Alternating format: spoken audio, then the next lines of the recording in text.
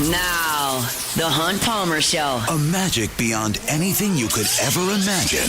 You are now listening to the Hunt Palmer Show. Brought to you by Sagrera Farms on 104.5 ESPN Baton Rouge. Locking down the middle of the day. You really think that's the best idea? Live from the Raising Cane studio. This is Hunt Palmer. It's quite a piece of work.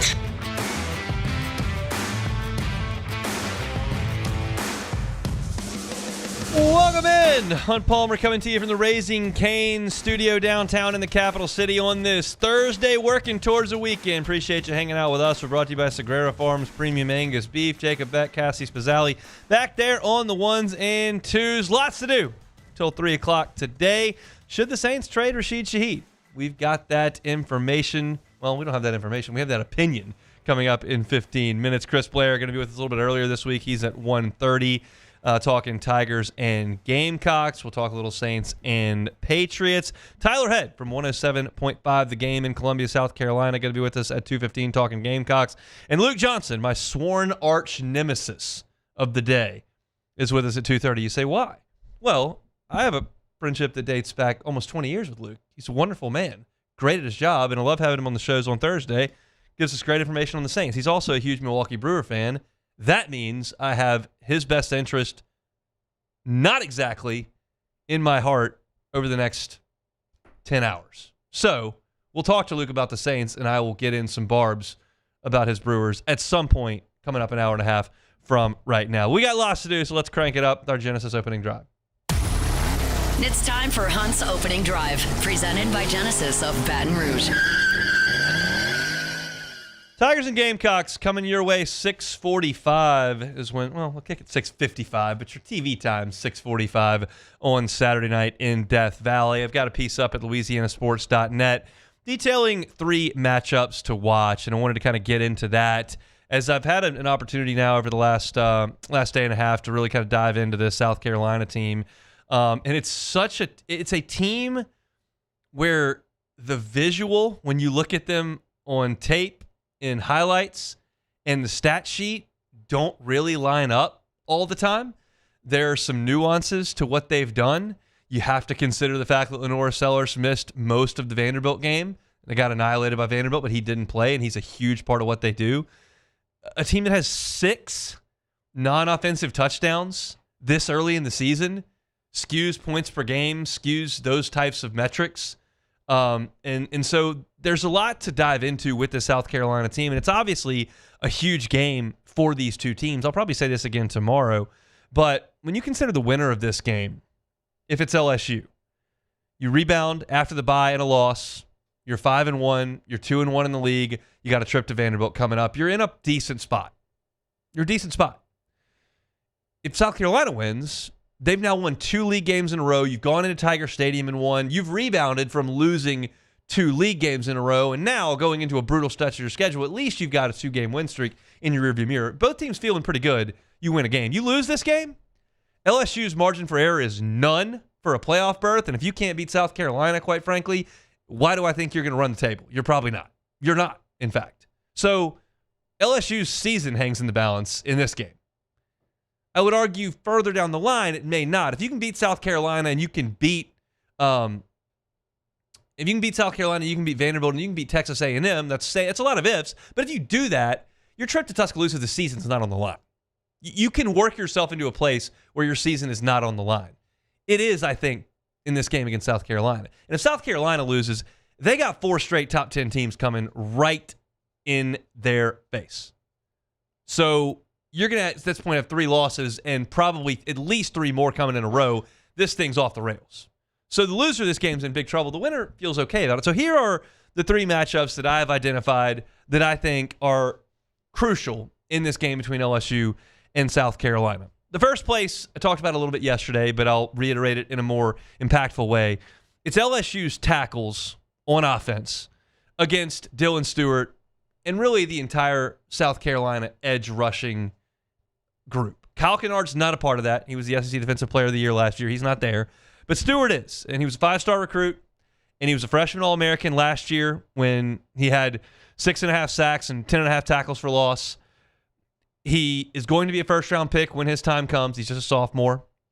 But at 6'5", 245, long arms, long legs, great motor, good balance, spin. He's got it all. And last year in this matchup going into it, I'm looking at Emory Jones, I'm looking at Will Campbell, I'm going, LSU's going to be okay. And Kennard got a sack, and South Carolina did get back there a couple of times against Nussmeier, but they didn't take over the game by any stretch. Stewart's a guy that can take over a game. And LSU's tackles have not been very good. Tyree Adams has had his strengths, had his weaknesses. Weston Davis had a tough go of it. He's coming off a concussion and a broken nose. Carius Kern's a true freshman. If you kick DJ Chester out there, he's out of position.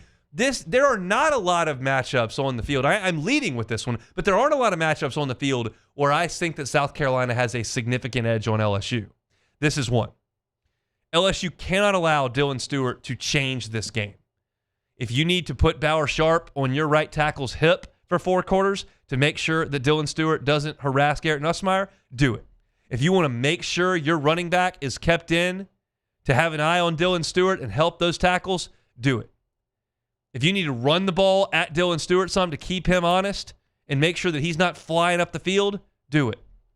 You need to have eyes on him wherever he is on the field because he is that good.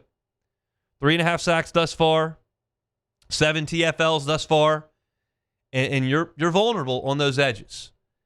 You're talking about big plays like a strip fumble, like a forced interception, like a second down sack that creates a third and not manageable that makes you punt. You can't have this guy wrecking the game. This is a huge matchup in this game. Dylan Stewart, edge rusher for South Carolina against LSU's tackles. The second one is not one I highlight very often, but it is worth it here. It's special teams. And you can make your Beamer Ball jokes and, oh, that's a Virginia Tech thing. This is his son. It's not Frank. It's Shane. You seen this South Carolina team? They're not very good. Their offensive numbers are atrocious.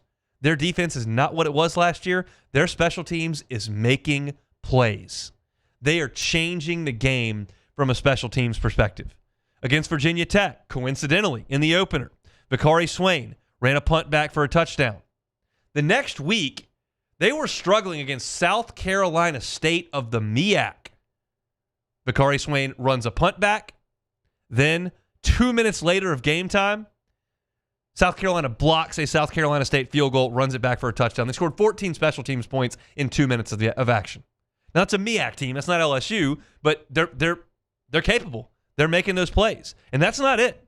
Like, I'm watching the Kentucky highlights. South Carolina tried a fake punt with a lead in that game. Usually you see a fake punt kind of out of desperation, fake field goal out of desperation. No, they had a lead, a 2-score lead in the third quarter. Tried a fake punt on 4th and 12. They got 11.5 yards, ended up not getting it. But you see that they're trying to make a play on special teams to greatly impact the game.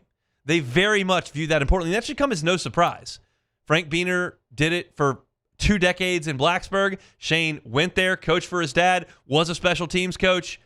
This is a big deal. Now, LSU's been great on special teams. Damian Ramos, 7 for 8 from inside 50 yards this year.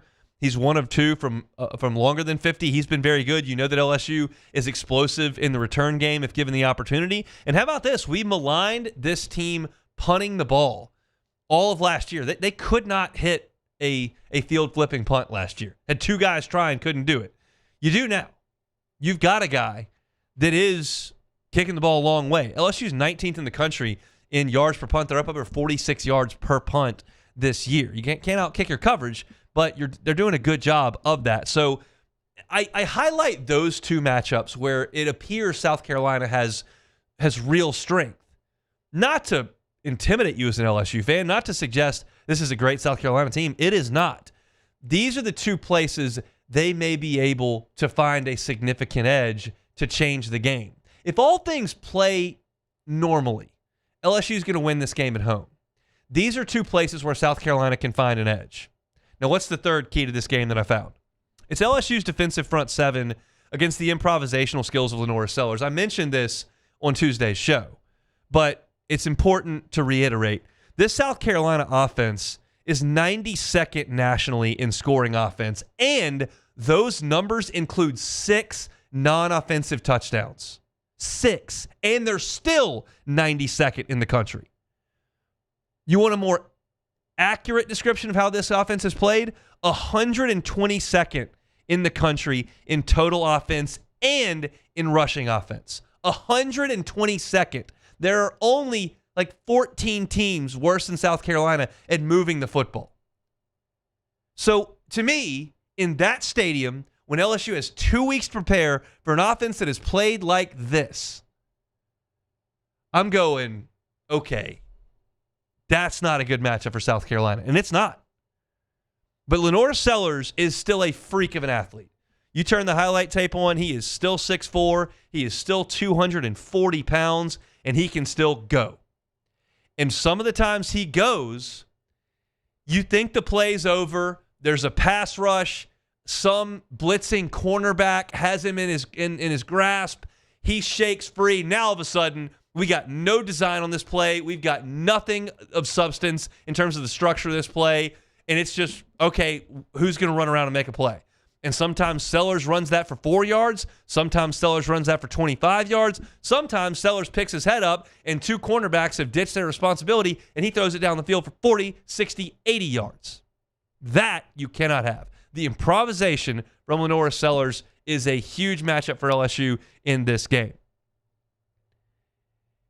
This is not an offense that's predicated on rhythm, on timing, and they certainly can't run the ball. And for some reason, Sellers has not gotten loose for scores this year. The sack-adjusted yardage makes his rushing numbers look pedestrian. It's under 100 yards. He's significantly better than that. But with all the sacks that they take, because he's not a great decision maker, because it's not a rhythm-based offense, because they have to really contrive passing concepts with quick dump-offs and these improvisation plays that I'm talking about, if you just play your assignment and keep South Carolina between the buoys where they've got to execute what they're trying to do, they will implode. I thought I was looking at their schedule and I was looking at point totals. I'm going, oh, well, they scored points on Kentucky. And then I go back and look at the box score and I watch the highlights and they got a scoop and score. And they got a pick that was run back. And like their offense isn't doing anything. And LSU's defense is great.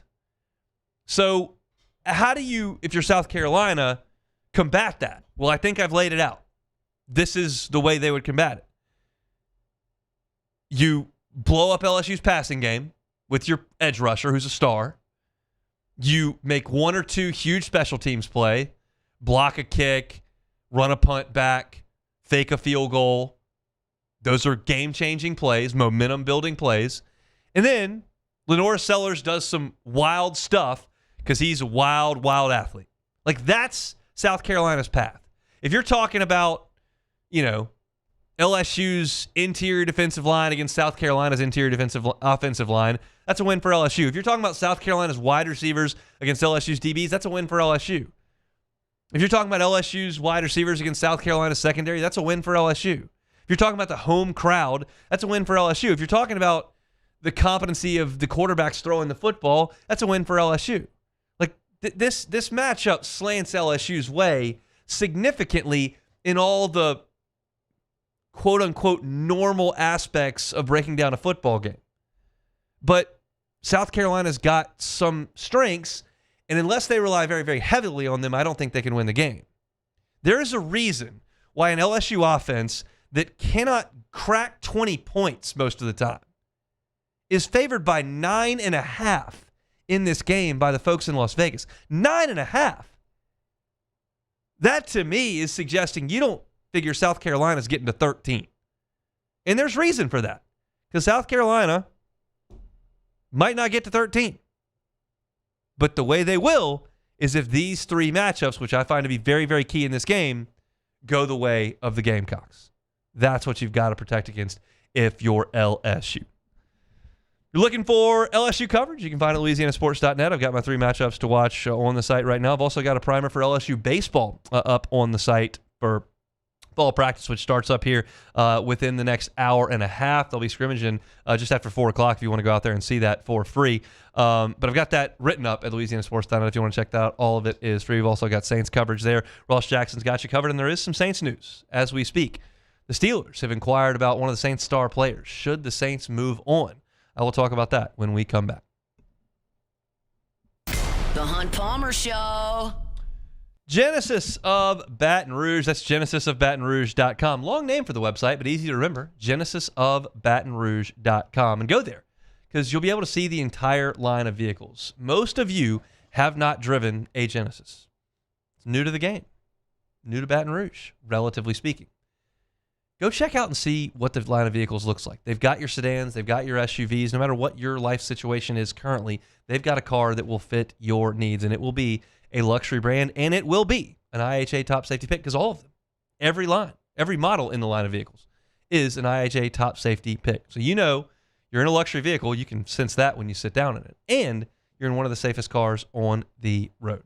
Go by and see them. Airline at Piku. They are across the street from Women's Hospital. You can't miss it. It's a gorgeous facility, amazing line of vehicles, and a fantastic team to work with. I highly, highly recommend you put Genesis of Baton Rouge on your list when it's time for you to get into the market for a new vehicle. It's Genesis of Baton Rouge. You can find it all online at genesisofbatonrouge.com.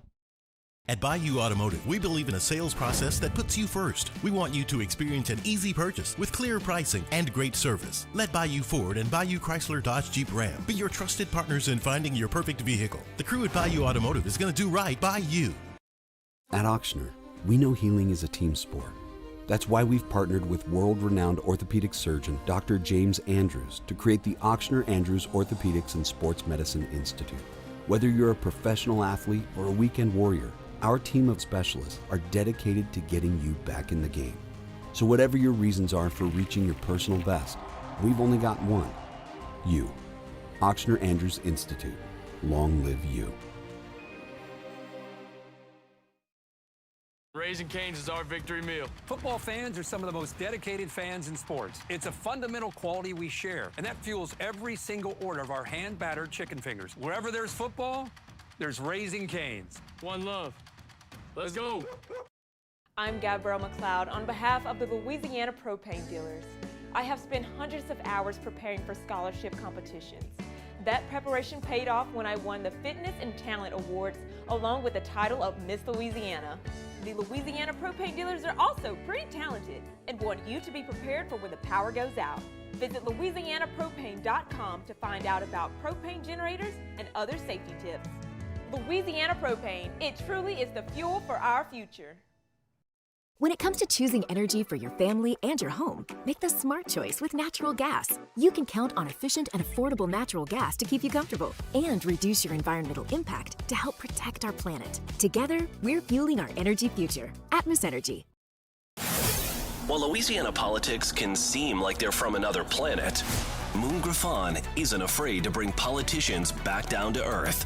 Listen to the Moon Griffon Show weekday mornings at 9 on Talk 107.3.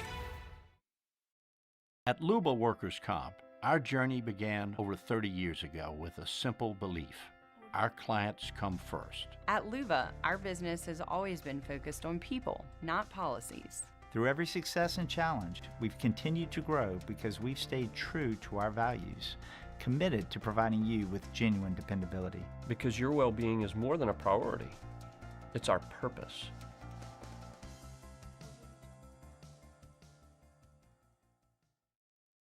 Family owned and community driven. Service Chevrolet Cadillac, a legacy you can trust since 1972.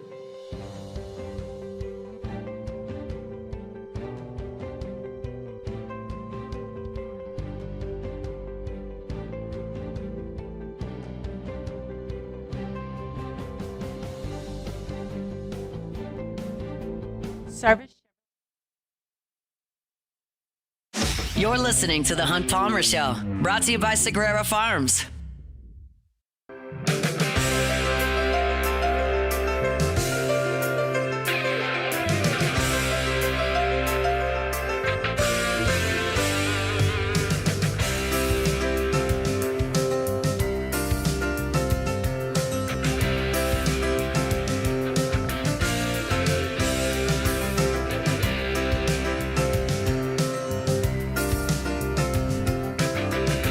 Thursday shows brought to you by Sagrera Farms Premium Angus Beef. Love telling you about Sagrera Farms Premium Angus Beef. And I'll tell you, I ate some last night. I've never cooked a sirloin roast before. Just not something I've ever experimented with. But my guy Sean Sagrera dropped some off to us back in the summer. It's been in the freezer, and we decided to pull it out and slow cooked it yesterday. Way good. Awesome stuff. I've told y'all about the ribeyes. It's the best steak I've ever cooked at my house, bar none. I told y'all about the burgers. We've had those. My wife just adores the Sagrera Farms burger, significantly better than what I've cooked at the house previously. It's just a difference. And if you want to get that prime Angus beef at your house that truly makes a difference in your burgers, in your steaks, in your tacos, however you want to deal with that beef, do things a different way. You've always bought beef probably the exact same way. And you got a lot of questions there, and you understand the prices keep climbing. Do things a different way. Go out to Sagrera Farms. It's within 30 miles of Baton Rouge. You can visit the facility. It's a great time to do that. Weather's cooling off. You can see Sean's process right there. And then you can buy the beef right there. You can bring it home, put it in the freezer, and have some of that tender, flavorful, prime Angus beef. I've told you week after week after week just how good this stuff is, and I'm just making it up. This is objective when it comes to the IMF scores. Prime starts at 9%. You're talking about 12, 15, 17, 19% on this beef on the farm. Top 1% in the country, and it's right here just outside Baton Rouge. So if you want to fill your freezer like mine with some of the best beef in the country, Sagrera Farms is where you need to go. They bring you our Thursday shows each and every week.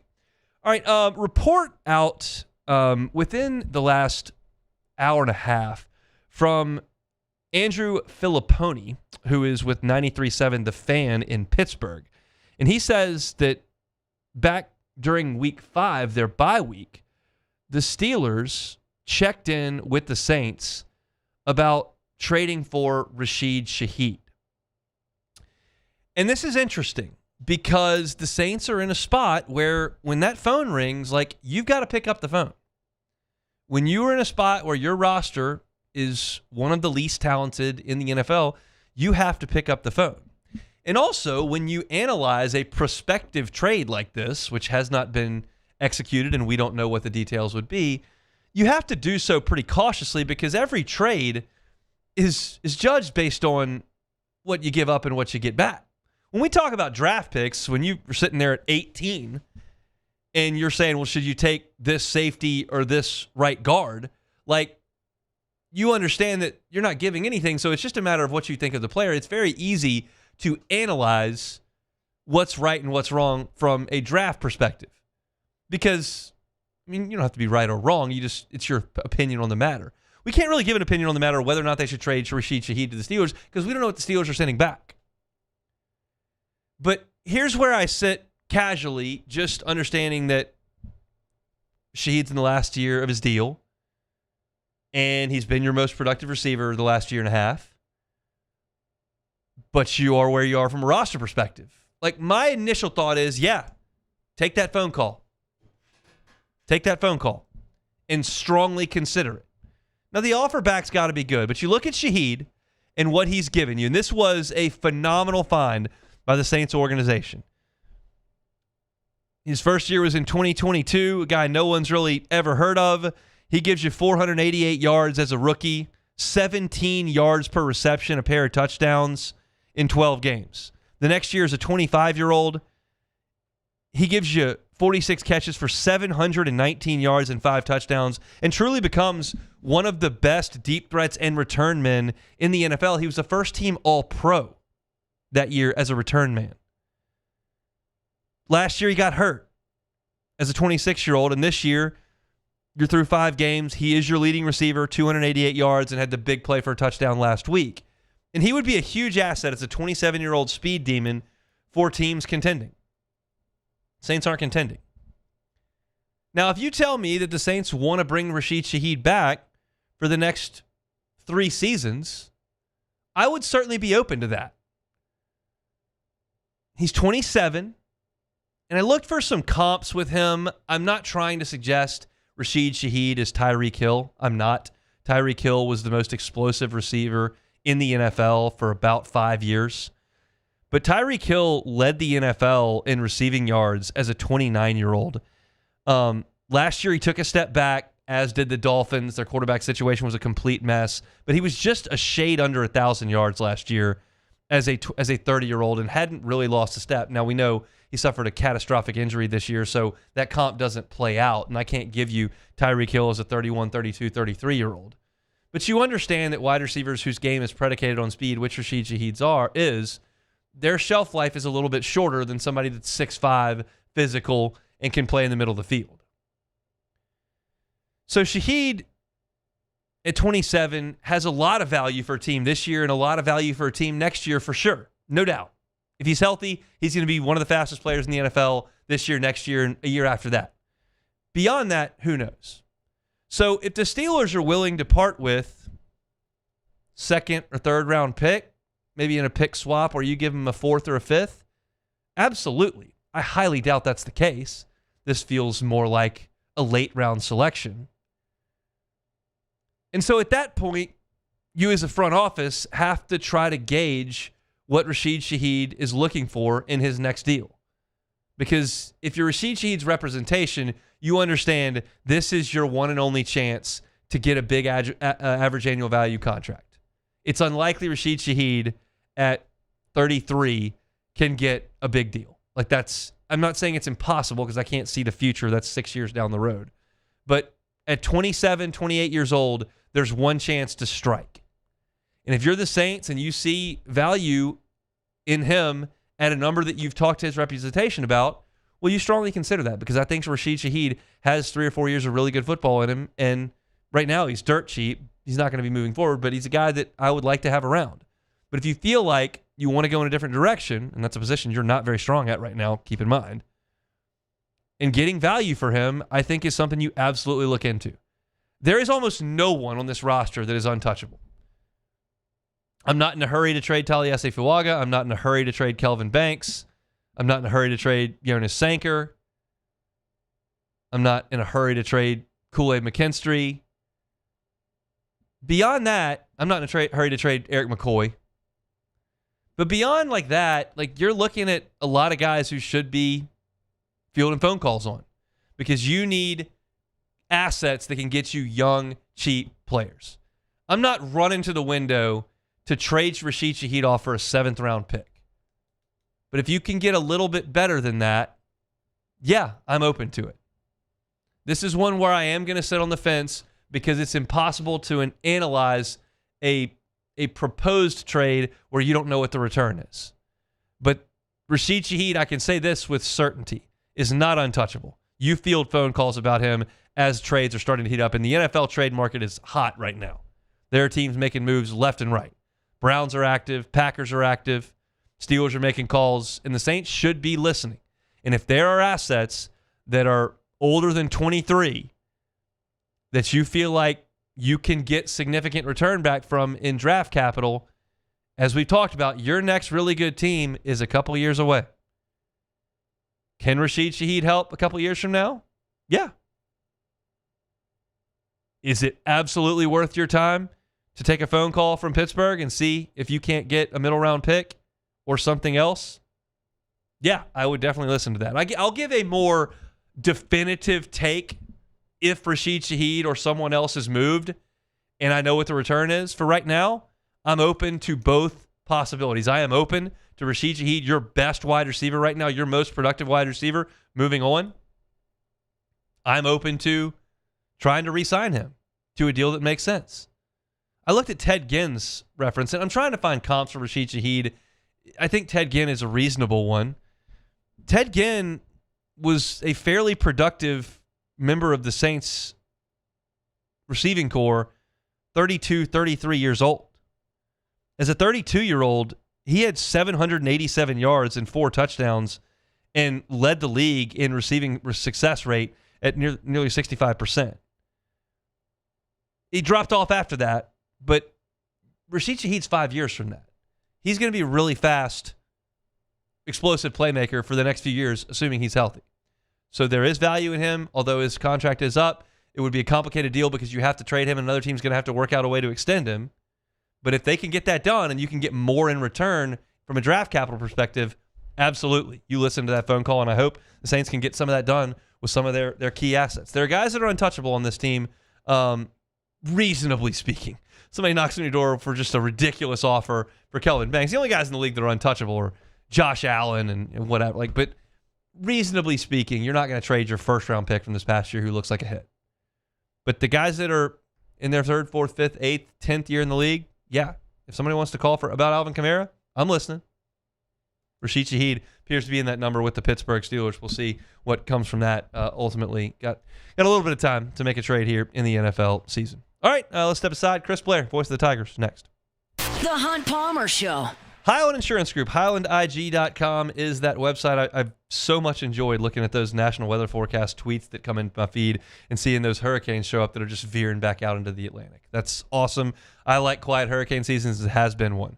But you understand that there's always another hurricane season coming. And I know a lot of folks from a business perspective renew their insurance at the end of December. If that's the case with you, and it's time right now to start marketing that program.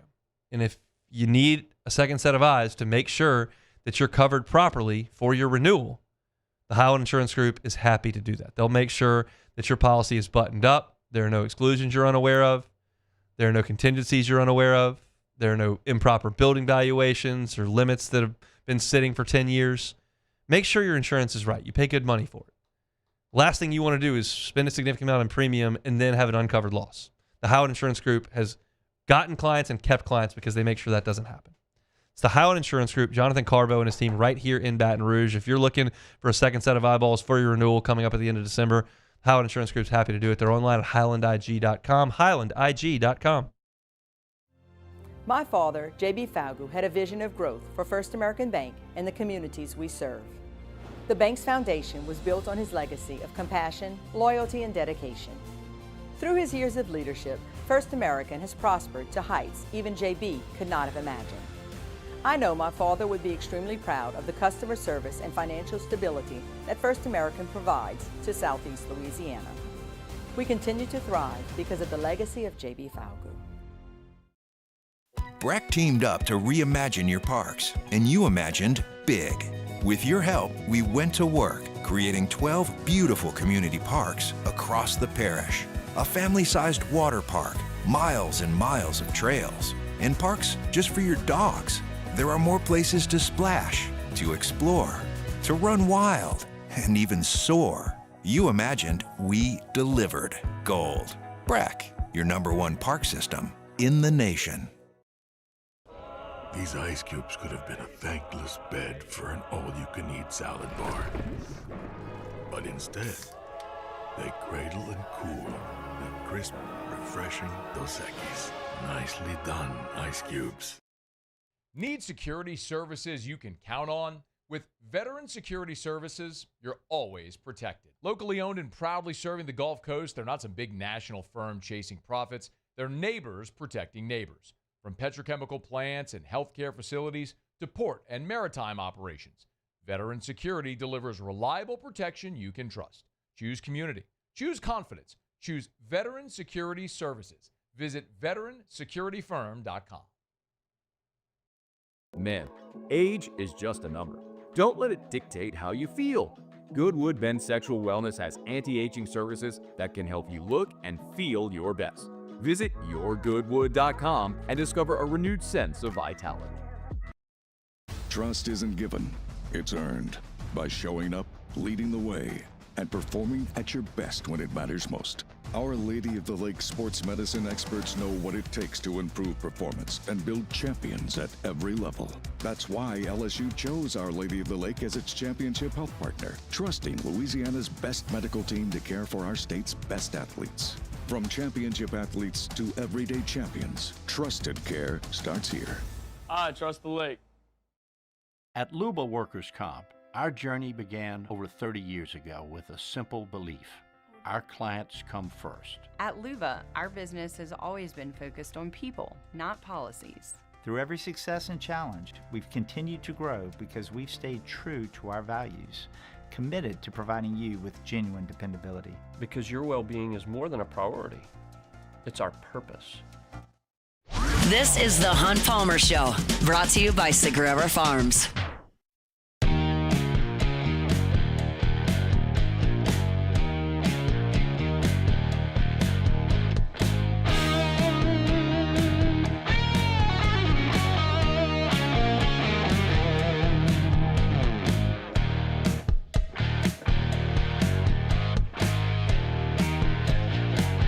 Looking to get your weekend kick-started here. It is a football weekend that we're working towards. You can head on to TJ Ribs tonight, 7 o'clock. It is the Brian Kelly Show.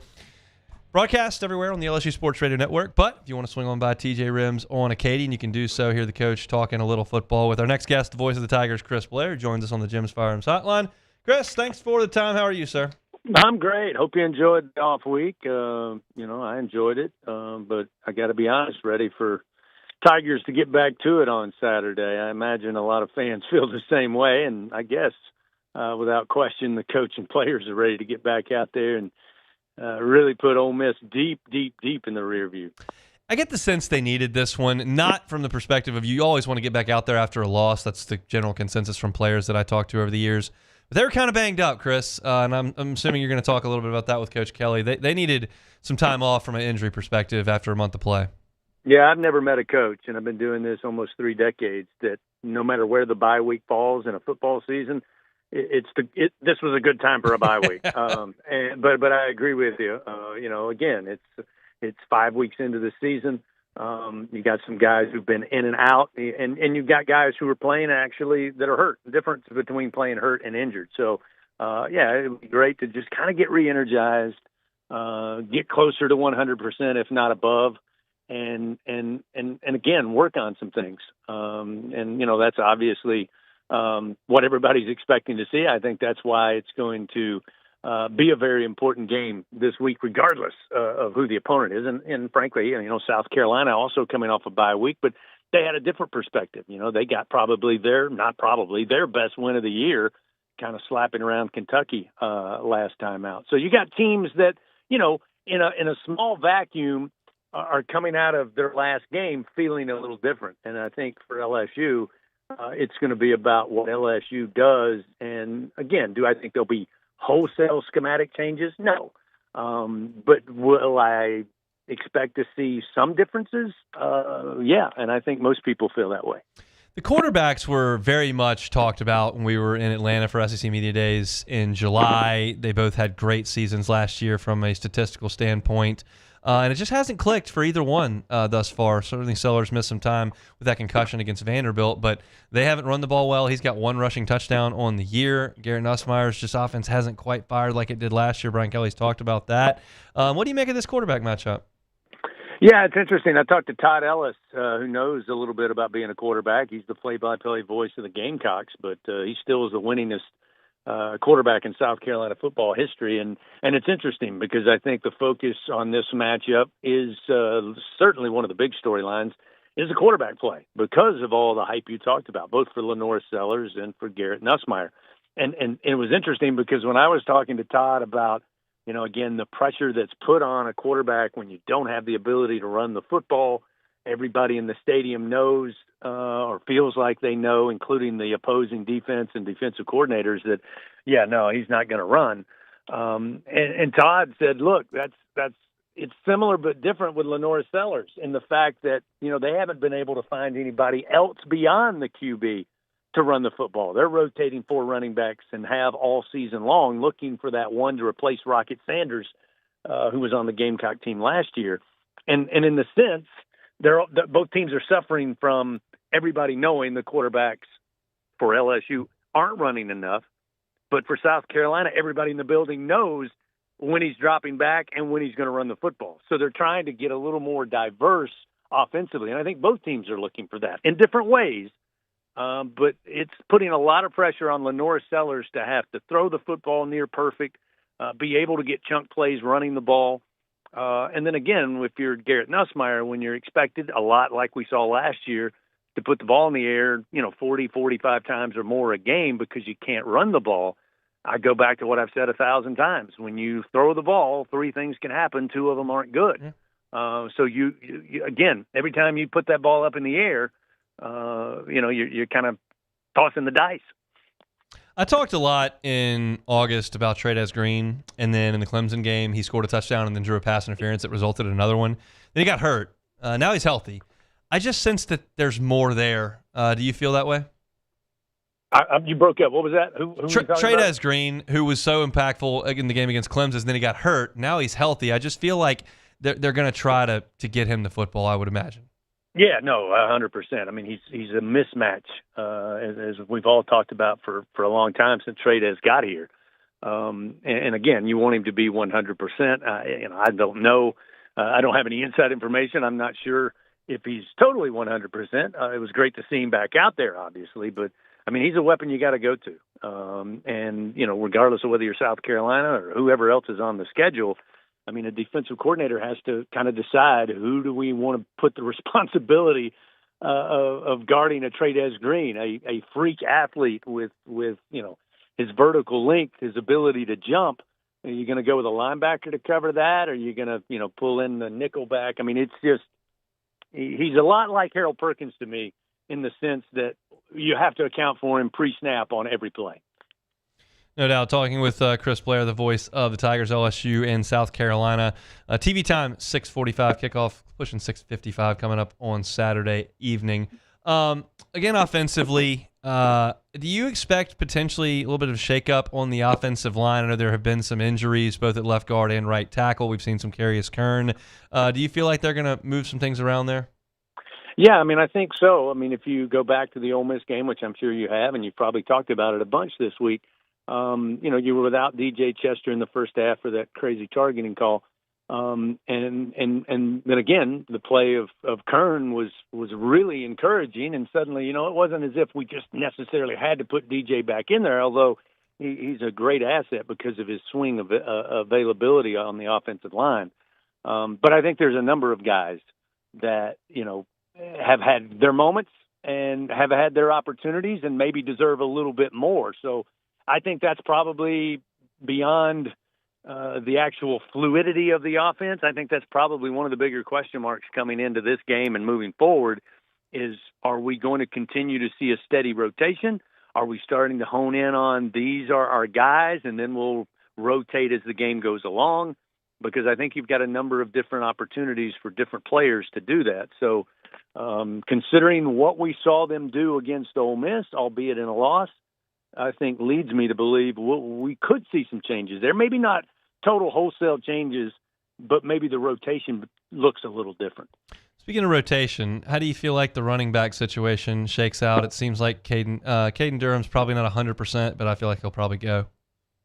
Yeah, I mean, I think we're still going to be looking at the rotation of what we've seen through the first 5 weeks. I mean, I think in a perfect world, you'd love to have that prototypical SEC running back that doesn't necessarily take every snap, but is kind of the bell cow of the running back room, and they haven't found that. I think a lot of reasons is it's not all on the running backs that they haven't been able to run the football, and by doing that, they're trying to see who has the hot hand in a given moment. And so, yeah, I think Caden Durham will certainly be back. Hope he's close to 100%. He certainly was a big factor in that come-from-behind win on the road against South Carolina last year. But I don't suspect we're any closer than we were, before the start of the season as to the guy who's going to get the overwhelming majority of carries. I was really excited to read that Doug Morrow will be honored inside Tiger Stadium on Saturday. I know you spent multiple years with Doug there in the booth. Can you speak to his career here in Baton Rouge and how great that is that he'll be recognized on Saturday? Yeah, I'm glad you brought that up, Hine. I mean, he is just a gem of a human being, and I've known it for a long time, but we've been thrilled this week to have him on campus. He was begrudgingly obliged to come let us really put a spotlight on all that he has done for LSU and the Baton Rouge community for so many years. And he's not the guy that looks for the spotlight, but having him here and you realize that he grew up just steps from campus. His father was a coach here. His father was an educator here. His brothers and sisters all are tied to LSU. He played, was an All-American here at LSU as a football player. Then after his pro days were done, comes back to law school, eventually a DA and a judge and a trial attorney. All the things that he's done. When I think of LSU, there's a bunch of them out there. But if you were asking me for a candidate of Mr. LSU through and through, bleeds purple and gold, it would be Doug Morrow. And we're thrilled to have him back in Tiger Stadium. They're going to honor him against South Carolina, as you mentioned. And it was just great to see him and a great honor. He's not looking for it, but we're going to give it to him anyway. That's good. I knew he would be looking for it, but he deserves it for sure, and he'll get a great ovation inside Death Valley on Saturday. Again, Brian Kelly Show tonight, 7 o'clock. Kickoff LSU in South Carolina. Chris will be on the call Saturday night. Thanks for the time, sir. You got it. See you Saturday. He is Chris Blair, the voice of the Tigers. Just found out pregame guest for me on set between the ramps of the Assembly Center inside the Tiger One Village. It's going to be LSU head basketball coach Matt McMahon. So Coach McMahon will join us. He'll be there in person, and we'll chat some LSU hoops as they're underway with practice, which is a great thing. And that season's less than a month away. So excited about a little LSU hoops. We'll talk to Coach McMahon on the pregame on Saturday. Step aside, talk a little bit more Saints. We'll talk Saints and Patriots. We'll preview there when we come back. The Hunt Palmer Show. Swing Easy Golf Club in Baton Rouge. SwingEasyGCBR.com is that website. Just a great place to hang out. I talk about that all the time. You can drink a couple of beers, couple of seltzers, glass of wine, hit some shots into their fun simulators. Enjoy that fellowship with some friends. Got great seating area, comfortable. Got the couches. It's all air conditioned. That's all great. You can also use it as a driving range. Get a membership. So you always have a place to go where you can work on your game. You don't have to worry about rain or getting dark early. The cold's coming. You don't have to worry about that. You don't have to worry about whether or not there's grass on the ground or whether or not the balls are all scuffed up. I know the challenges of hitting balls on a public driving range. We'll do it at Swing Easy Golf Club. You can go there, hit some balls on their range setting, see where your ball's flying, check out your carry distance, all your ball speed. You can look at the impact with your club and the ball. All that kind of stuff is available to you. So whether you're looking for fun, looking to work on your game, Swing Easy Golf Club in Baton Rouge is where you need to go. They're golfers. Doesn't matter your skill level, all over this town. Go check it out at Segan and Perkins. It's Swing Easy Golf Club. You can find them online at swingeasygcbr.com.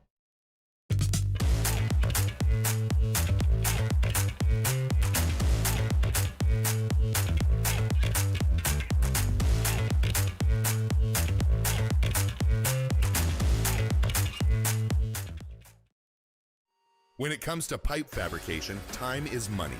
And at River Parish Contractors, we make every second count. Our 36,000 square foot shop is ready to take on your projects right now. With experienced welders, precise fittings, and fast turnarounds you can trust. Whether it's a single custom spool or a full-scale run, we have the capacity and the skill to keep your job on schedule. Call us or visit rpcontractors.com for your quote. That's rpcontractors.com. These are the luckiest ice cubes in the world. They could have been a thankless bed for an all-you-can-eat salad bar. But instead, they've been called upon to cradle and cool a crisp, refreshing Dos Equis. Looks like the lucky just got luckier. Dos Equis. Breck teamed up to reimagine your parks, and you imagined big. With your help, we went to work, creating 12 beautiful community parks across the parish. A family-sized water park, miles and miles of trails, and parks just for your dogs. There are more places to splash, to explore, to run wild, and even soar. You imagined, we delivered. Gold. Breck, your #1 park system in the nation. ED, low T, or simply seeking to optimize your health and performance? Goodwood Men's Sexual Wellness offers a range of discreet services to address your specific needs. We empower men to reclaim their health and confidence. Visit yourgoodwood.com. Raising Cane's is our victory meal. Football fans are some of the most dedicated fans in sports. It's a fundamental quality we share, and that fuels every single order of our hand-battered chicken fingers. Wherever there's football, there's Raising Cane's. One love. Let's go. In South Louisiana, you can always count on good people coming together to help our children. At Dreams Come True, we grant wishes for Louisiana children with life-threatening illnesses. But to do this, we need funds. That's why we're trying to raise $100,000 for Dreams Come True by giving away the Blessed Builder School. Make your backyard's dream come true while helping our kids. Just go to dreampoolla.com and you can find out how your $25 donation might help win you a Duplessis pool. Flight by Yingling is raising the bar by crafting the next generation of light beer. With only 2.6 carbs and... You're listening to The Hunt Palmer Show, brought to you by Sagrera Farms.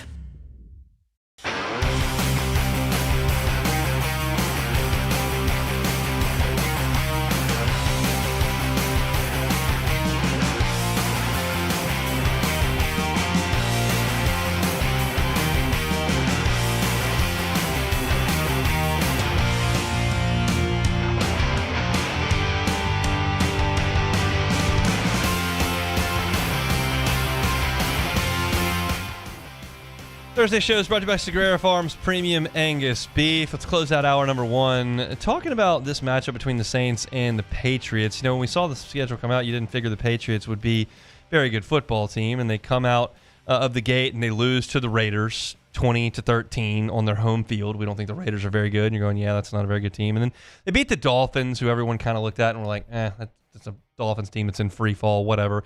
And then they lose to the Steelers, scoring 14 points, 21-14 is the final. And they beat the Panthers, and you're like, okay, well, that's the Panthers. So they're still probably not that good. And then they go to Buffalo and win straight up.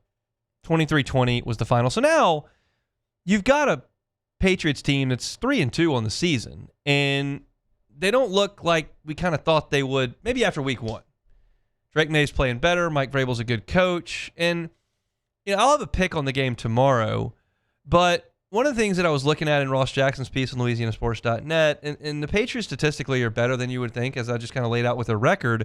But one of the things that I'm curious about in this game is how well Spencer Rattler and the Saints can throw the football. And you would say, well, you say that every week because you're trying to see what the quarterbacks look like. But this is the one aspect on paper where the Patriots have struggled. They're 26th in the NFL in passing defense in terms of yards per game. The Patriots are 19th in the NFL in yards per game allowed on 20-plus yard throws. That's not something the Saints have done a lot of, but they did finally hit the big play to Rashid Shaheed last week. Can they continue to build off of that? This is the scale moves for the Saints as the season moves forward, right? Like, I'm going to give Spencer Rattler an easier grade in week 1, 2, 3 than I am in week 6, 7, 8. And now you're reaching into the point in the season where I told you last week he had 2 weeks to prove something to me, or else you need to move on. And last week was good. It was better. It wasn't just the one throw to Rashid Shaheed. The interception was called back, but he threw the ball with more conviction, a little bit more down the field. He didn't turn the ball over against a team that was turning it over like crazy. And that was a step in the right direction for sure. While the Patriots are better than we thought, they're still not great on the back end of their defense. So this is a spot where Spencer Rattler's going to need to play well. And if you look across the board statistically, like the Patriots have been significantly better than the Saints in terms of points per game. Like the Patriots are 12th on offense in points per game. The Saints are 27th. The Patriots defense is tied for 9th. The Saints are 24th. If you look at point differential, the Saints are at minus 43. That's 27th in the league. The Patriots are plus 24. That's 10th in the league. You look at the Patriots offense throwing the football, 7th in the league. You look at the Patriots defense in terms of their run defense, it's 4th in the league. Like, there are a lot of problems matchup-wise for the Saints with New England now. But the one that you look to where New England is weak. Now, the Saints aren't strong throwing the ball. They're one of the worst in the league. But we're trying to build, right? We're trying to take steps forward, right? So this is the one spot where you can probably have some success. And if you don't, it's a bit of a red flag. It is at home. So go out there and show me that you're taking steps with the passing game. You don't get everything back because you played well enough against the Giants who turned the ball over 5 times, okay? I'm not worried about just the win. Wins and losses are kind of irrelevant in this season of Saints football. It's about how you get there. And I need a step forward here. If this goes way backwards against the pass defense that hasn't been that great, and Rattler throws for $180 and 2 picks, and you have nothing but checkdowns, and you can't hit the ball down the field, well, that's a red flag. And I said you had 2 weeks, and that's in that 2-week span. And I'm not clamoring right now that you've got to put the rookie in there to go on the road to Chicago. But that's in my back pocket. Like, I'm thinking about that. So, yeah, the Saints are an underdog in this game, and the Patriots are better than we thought. And I don't feel this way about this game that I did in August as I do right now. But I do think that the Saints' passing offense needs to look better on Sunday. And if it doesn't, we'll discuss some changes that you might like to see. Again, your next game's a road game, so I'm not telling you 3 days before Saints-Patriots that you got to make a quarterback change 4 days from now. I'm just telling you my eyes are open. I'm looking at this passing offense against this Patriots defense and going, okay, show me something. Hit another big play. Hit 2 more big plays. Show me 295 yards of passing. Show me a couple of good red zone concepts that end up in the end zone for touchdowns. I'm looking. Show me something, Saints passing offense. It's not that good a pass defense with the Patriots. That's it for hour number 1. When we come back, we'll talk some LSU South Carolina, preview the Gamecocks in 20 minutes from Columbia. It's the Hunt Palmer Show. The Hunt Palmer Show. Sagrera Farms Premium Angus Beef. Love telling you about Sean Sagrera and Sagrera Farms. You know, herd inventories are the lowest right now that they've been since 1950. That was, as you know, 75 years ago. Because of that, beef prices are the highest that they've been. They're 20% north of what they were just in the recent past. Drought is an issue. You're talking about ranchers going out of business. There's a lack of ranching. So that beef demand is up. Prices are up. The prices at Sagrera Farms have not changed in 3 years, and there's no plan to change them. So if you want to load your freezer up and not have to go pay those exorbitant prices for beef week after week after week, contact Sean Sagrera. Go visit Sagrera Farms. It's fall, weather's cooling off. It's a great place to go. See the operation. This is top 1% beef in all the United States, and it's just outside Baton Rouge.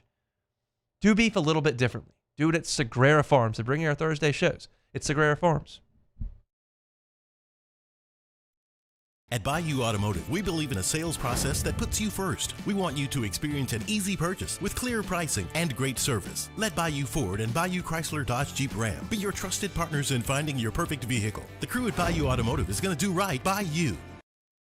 Baton Rouge's home for real rock. It's Eagle 98.1. Foo Fighters. Led Zeppelin. AC/DC. Pearl Jam.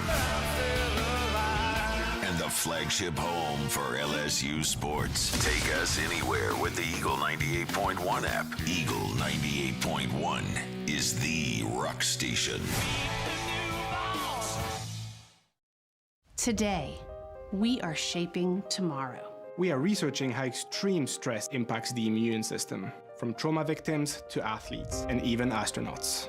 Our work is leading the way in sepsis treatment, saving countless lives. We're unlocking the mind with music in exciting new ways. Our Lady of the Lake Health and LSU are improving the health of our state. That's the impact of champions. Imagine the impact we'll have on the future. Together, we roar. Hi, this is Beth Serena. Welcome to my pool.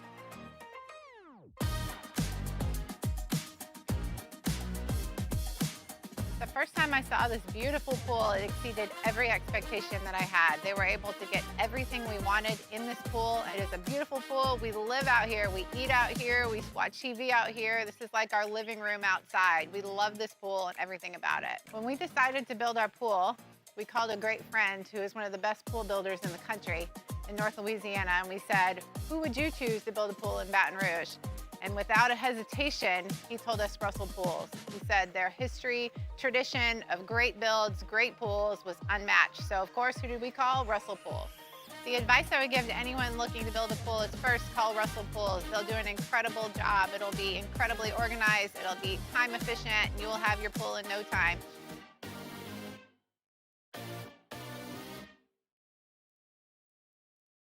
At Ochsner, we know healing is a team sport. That's why we've partnered with world-renowned orthopedic surgeon Dr. James Andrews to create the Ochsner Andrews Orthopedics and Sports Medicine Institute. Whether you're a professional athlete or a weekend warrior, our team of specialists are dedicated to getting you back in the game.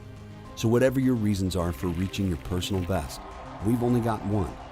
You. Ochsner Andrews Institute. Long live you.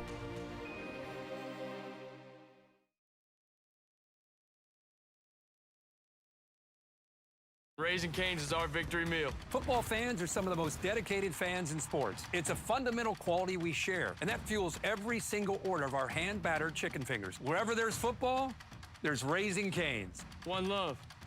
Let's go. Family owned and community driven. Service Chevrolet Cadillac, a legacy you can... This is SportsCenter. I'm Christine Lisi. Week 6 of the NFL season kicks off tonight with the Eagles and Giants. Philadelphia, coming off its first loss of the season, is 4-1 despite an offense that's looked out of sync. 30th ranked 30th in offense, 31st in passing. Quarterback Jalen Hurts needs to put the ball into the hands of Saquon Barkley and A.J. Brown to remedy that, suggests ESPN NFL analyst Jason McCourty. Started with Saquon Barkley. Allow him to run the ball. Last year against this Giants offense, 17 carries, 176 yards. This is a Giants defense that is still struggling against the run. When you do that, now you unlock A.J. Brown to be able to get loose. A.J. Brown, go out there and win your one-on-ones tonight and make plays. A National League Division Series doubleheader of Game 4's on the way, leading off with the Phillies-Dodgers, 5:30 Eastern, ESPN Radio. Christopher Sanchez starting the must-win for Philly. For L.A., it's Tyler Glasnow, his first postseason start since 2023 when he was with Tampa. Cubs down 2-1, home to the Brewers, 8:30 Eastern, ESPN Radio. It's Matthew Boyd and Freddie Peralta. Hey, it's your resident Super Bowl champ Chris Candy coming up Friday as the Jags and Seahawks get set to face off. I'll tell you if Trevor Lawrence and Sam Darnold have done enough to be in my quarterback trust tree. It's Unsportsmanlike weekday mornings at 6 right here on ESPN Radio, ESPN2, and ESPNU. Now, the Hunt Palmer Show. A magic beyond anything you could ever imagine. You are now listening to the Hunt Palmer Show, brought to you by Sagrera Farms on 104.5 ESPN Baton Rouge. Locking down the middle of the day. You really think that's the best idea? Live from the Raising Cane studio, this is Hunt Palmer. He's quite a piece of work.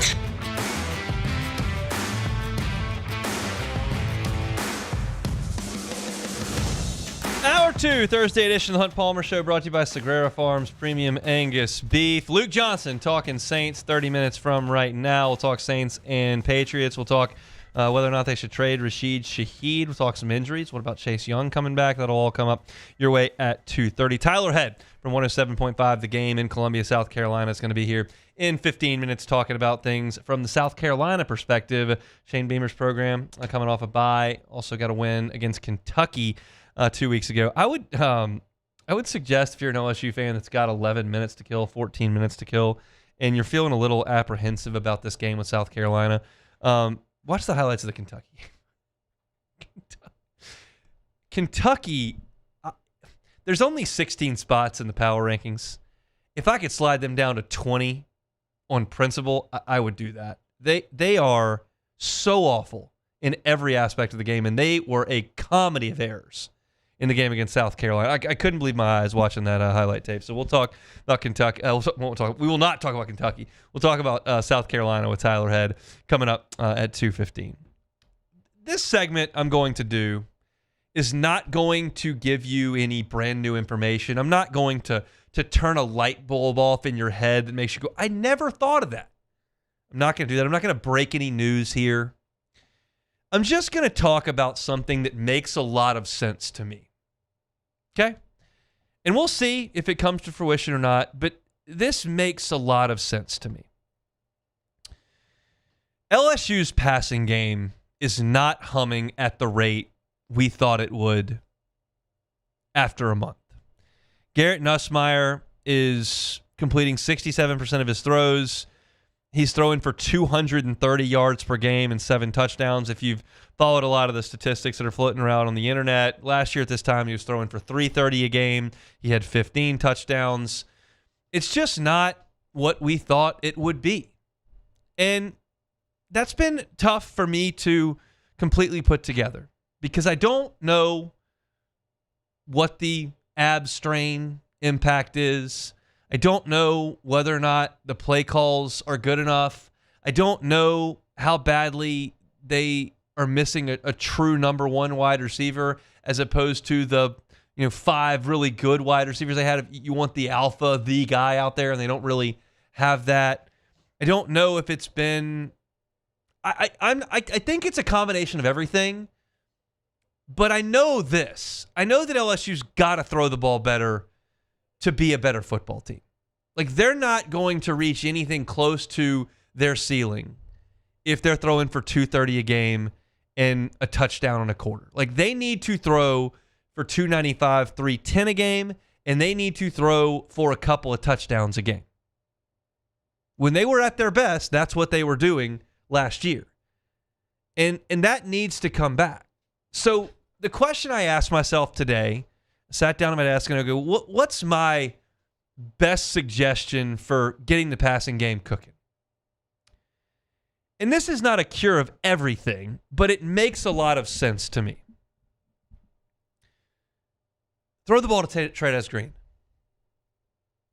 Throw the ball to Trey Green. Here's why I say that. Trey Green, as you all well know, is a matchup nightmare. Trey Green is 6'7" and can jump probably as well as any of the wide receivers on that roster. He's got go-go gadget arms. There is no defensive player in college football that boasts the physical gifts that Trey Green has. They don't exist. They don't play defense in college football. They play small forward in the SEC. They don't play strong safety. They don't play outside linebacker. They don't play nickelback. And last year, when Mason Taylor, who was a huge piece to the offense, huge piece, moved on pre-bowl game, he opted out, became second-round pick of the Jets. Trey Green had to play a lot in the bowl game because Kamorian Pimpton opted out and he went in the transfer portal, and you're kind of looking around and going, well, Trey you're kind of it. So he goes out there against Baylor and scores 2 touchdowns. 2. And then you come back in fall camp, and we're out there. We get so much access. It's awesome. We're able to watch so much of so many practices. They cannot cover this guy. They can't cover him. I've got enough information now as we sit here, as we get toward the middle of October, and I know that LSU defense is pretty damn good. They could not cover Trey Green. Red zone periods, touchdowns. One-on-one periods, catches. Harold Perkins on him, touchdowns. TaMarcus Cooley on him, touchdowns. A.J. Halsey, touchdowns. West Weeks, receptions. They couldn't cover him. And then you go to the first game of the year, and you're playing Clemson. You didn't do a lot on offense in that game. Defense was awesome. Offense was kind of pedestrian. Who scored a receiving touchdown for you in that game? Trey Green. Who was that on? Their best cover guy, Avion Terrell. Went up one-on-one, caught it. What about one of the other touchdowns you scored? The other touchdown you scored. Well, that was a rushing touchdown, Hunt. Trey Green didn't score that one. Yes, how'd they get there? Pass interference on the defense, ball be spotted at the 2, touchdown. Both touchdowns, Trey Green. So, throwing the ball. I know he didn't play after he got hurt. Got rolled up in the Tech game. I know. Wasn't available for you against Florida. Wasn't available for you against Southeastern. First game back against Ole Miss. I got it. I understand. But now he's had a bye week. We know he's healthy. Throwing the ball. And this is not one of those deals like I'm not telling the Les Miles offense, hey, throw it to the tight end. You would have to completely change the entire offense to do that because you never threw it to the tight end. Last year, you threw it to the tight end a lot. In fact, the guy who played tight end last year had the most catches of any tight end in the history of the school. So this is not something that requires Garrett Nussmeier to throw it 50 yards down the field. It's not something that requires an entirely new page in the playbook because you haven't done this previously. It just requires you to feature a guy. And it's not common outside of Kansas City, I guess that's Missouri, not Kansas. It's not common outside of Kansas City, Missouri, to feature the tight end in offense. They did that in Foxborough as well. Kelsey and Gronk, tough matchups for NFL players. Trey Green, tough matchup. I'm not trying to put him in the NFL Hall of Fame where Gronk's headed and Kelsey's headed. I'm not trying to tell you Garrett Nussmeier's Mahomes or Brady. But I'm telling you is you can feature a tight end. And if you don't have a number 1 wide receiver and your passing game's struggling and you're having trouble getting the ball down the field, well, here's a 6'7" guy that the linebackers can't run with, that the safeties can't jump with, and that you have pages and plays in your playbook theoretically designed for. Throw him the ball. I'm not suggesting he needs 14 targets on Saturday. I need 14 targets for Jamar Chase. Like, I need that. I don't for Trey Green. How about 9? Third downs. You're not as good on third down as you were last year. Feature the tight end a little bit better. Red zone. Had some issues in the red zone. Tight end. First down. I've seen this play. They got tight end screens. They've got formations to get Trey'Dez 101 in the red zone, which they used at Clemson. They've got some stuff at their disposal to give him the football. This is someone that should be featured. This is someone I think that can make a significant difference. I understand the injury, but right now he's got 2 catches for 17 yards. I think this guy's got to be used more. This makes sense to me. Again, I'm not telling you anything you don't know. You know he's huge. You know he can jump. You know he played basketball. You know about the dunk at Tuscaloosa. You know about the touchdown against Clemson. You remember when he was a recruit? He was a 5-star, number 1 tight end in the country. You know all that stuff. I'm not breaking any news here. But when I look at the stat sheet, and I'm looking at more catches for Caleb Jackson and Donovan Green than Trey'Dez Green, I'm going, well, we can change that. He's healthy now. Get him involved. I think that's something that can be a benefit to Garrett Nussmeier, to this offense, to this football team. Trey'Dez Green is one of your most gifted players. Utilize it. That, to me, makes all the sense in the world. We'll see what LSU can do coming up on Saturday night in Death Valley. They got to get the offense humming one way or another. They'll play the South Carolina Gamecocks, who will fly in from Columbia tomorrow. High intrigue season for this South Carolina team. Lose 2 pretty quickly. Now trying to right the ship during a brutal part of the schedule. We'll talk about all that with Tyler Head from 107.5 The Game in Columbia when we come back. The Hunt Palmer Show. Genesis of Baton Rouge. GenesisofBatonRouge.com is that website. They just make life so much easier on you. How about valet complimentary maintenance? They'll do that for you for 3 years at Genesis of Baton Rouge. You purchase that vehicle, I got to get the oil changed. See it on the sticker, it's got to happen. Well, no big deal. You just call them. Say, hey, I got to get the oil changed. They come get your car, bring it to the dealership. They leave you a loaner. You get on about your day. And then when that oil change is done, when those air filters have been changed, when you've got that wiper fluid in, they'll drive it right back to you. Good as new. Doesn't cost you anything. Doesn't change your day one bit. That's part of the convenience of a luxury brand and a luxury experience at Genesis of Baton Rouge. You can start that Genesis process, if you'd like, by renting a vehicle. If you've got a road trip coming up, you're headed to Nashville to see the Tigers play against Vanderbilt, headed to Tuscaloosa next month to see LSU play Alabama, and you don't want to put those miles on your car, rent one from the folks at Genesis. That'll be probably your first time behind the wheel of a Genesis, and you might love what you drive. I got a sense that might happen. Call them about rental. It's Genesis of Baton Rouge. They're airline at Pico across the street from Women's Hospital. It's Genesis of Baton Rouge. You can find them online at genesisofbatonrouge.com. Raising Cane's is our victory meal. Football fans are some of the most dedicated fans in sports. It's a fundamental quality we share, and that fuels every single order of our hand-battered chicken fingers. Wherever there's football, there's Raising Cane's. One love. Let's go. When it comes to choosing energy for your family and your home, make the smart choice with natural gas. You can count on efficient and affordable natural gas to keep you comfortable and reduce your environmental impact to help protect our planet. Together, we're fueling our energy future. Atmos Energy.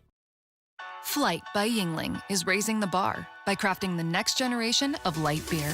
With only 2.6 carbs and 95 calories, this is premium refreshment 6 generations in the making. Flight by Yingling.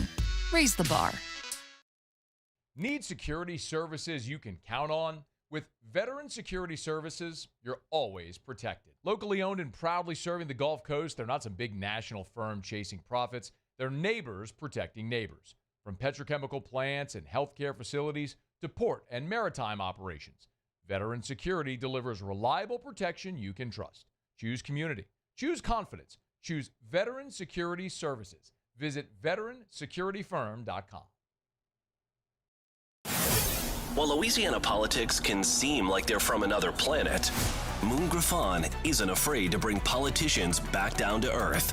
Listen to the Moon Griffon Show weekday mornings at 9 on Talk 107.3. It's not just a game, it's a religion. You've got your team colors, team swag, and now your very own website, LouisianaSports.net. Everything LSU, Saints, and Pelicans. Sports on demand. In-depth coverage by sports writing pros with continuously updated news. And with the LouisianaSports.net newsletter, you get pinged directly with top trending stories. Best of all, now and always, no paywall. It's free. LouisianaSports.net, powered by 104.5 ESPN Baton Rouge. Your home for Louisiana sports. We typically think of stress as being bad for us. At Our Lady of the Lake and LSU, we are researching how certain types of stress, such as exercise, can be good for our immune health. By studying people under extreme stress, such as athletes, astronauts, service members, and first responders, we're learning how to improve the immune health of everyone. That's the power of research. That's the impact of champions. Together, we roar. In South Louisiana, you can always count on good people coming together to help our children. At Dreams Come True, we grant wishes for Louisiana children with life-threatening illnesses. But to do this, we need funds. That's why we're trying to raise $100,000 for Dreams Come True by giving away the Blessed Children's School. Make your backyard's dream come true while helping our kids. Just go to dreampoolla.com and you can find out how your $25 donation might help win you a Duplessis pool. Every winner knows a great play starts with a solid game plan and the right team by your side.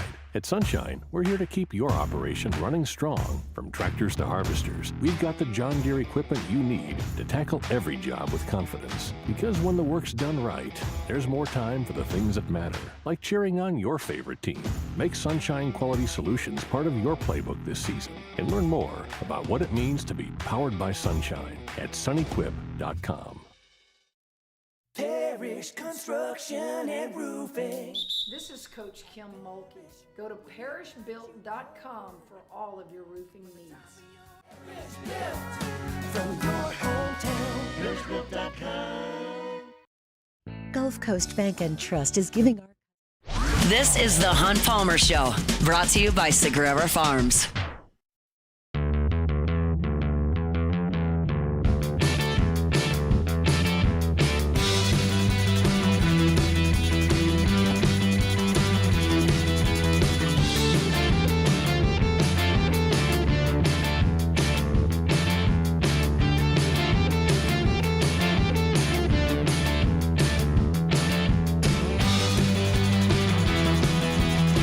Had a lot of conversations with folks from the Palmetto State back in August. Round one of LSU's South Carolina swing was a positive when LSU beat Clemson in the opener. Now try to sweep the state with the South Carolina Gamecocks coming into Tiger Stadium on Saturday night in Death Valley. Tyler Head talks about those Gamecocks in Columbia. He's with 107.5 The Game. Good enough to give us a little time here on this Thursday. He's with us on the Jim's Firearms Hotline. Tyler, thanks for the time. How are you?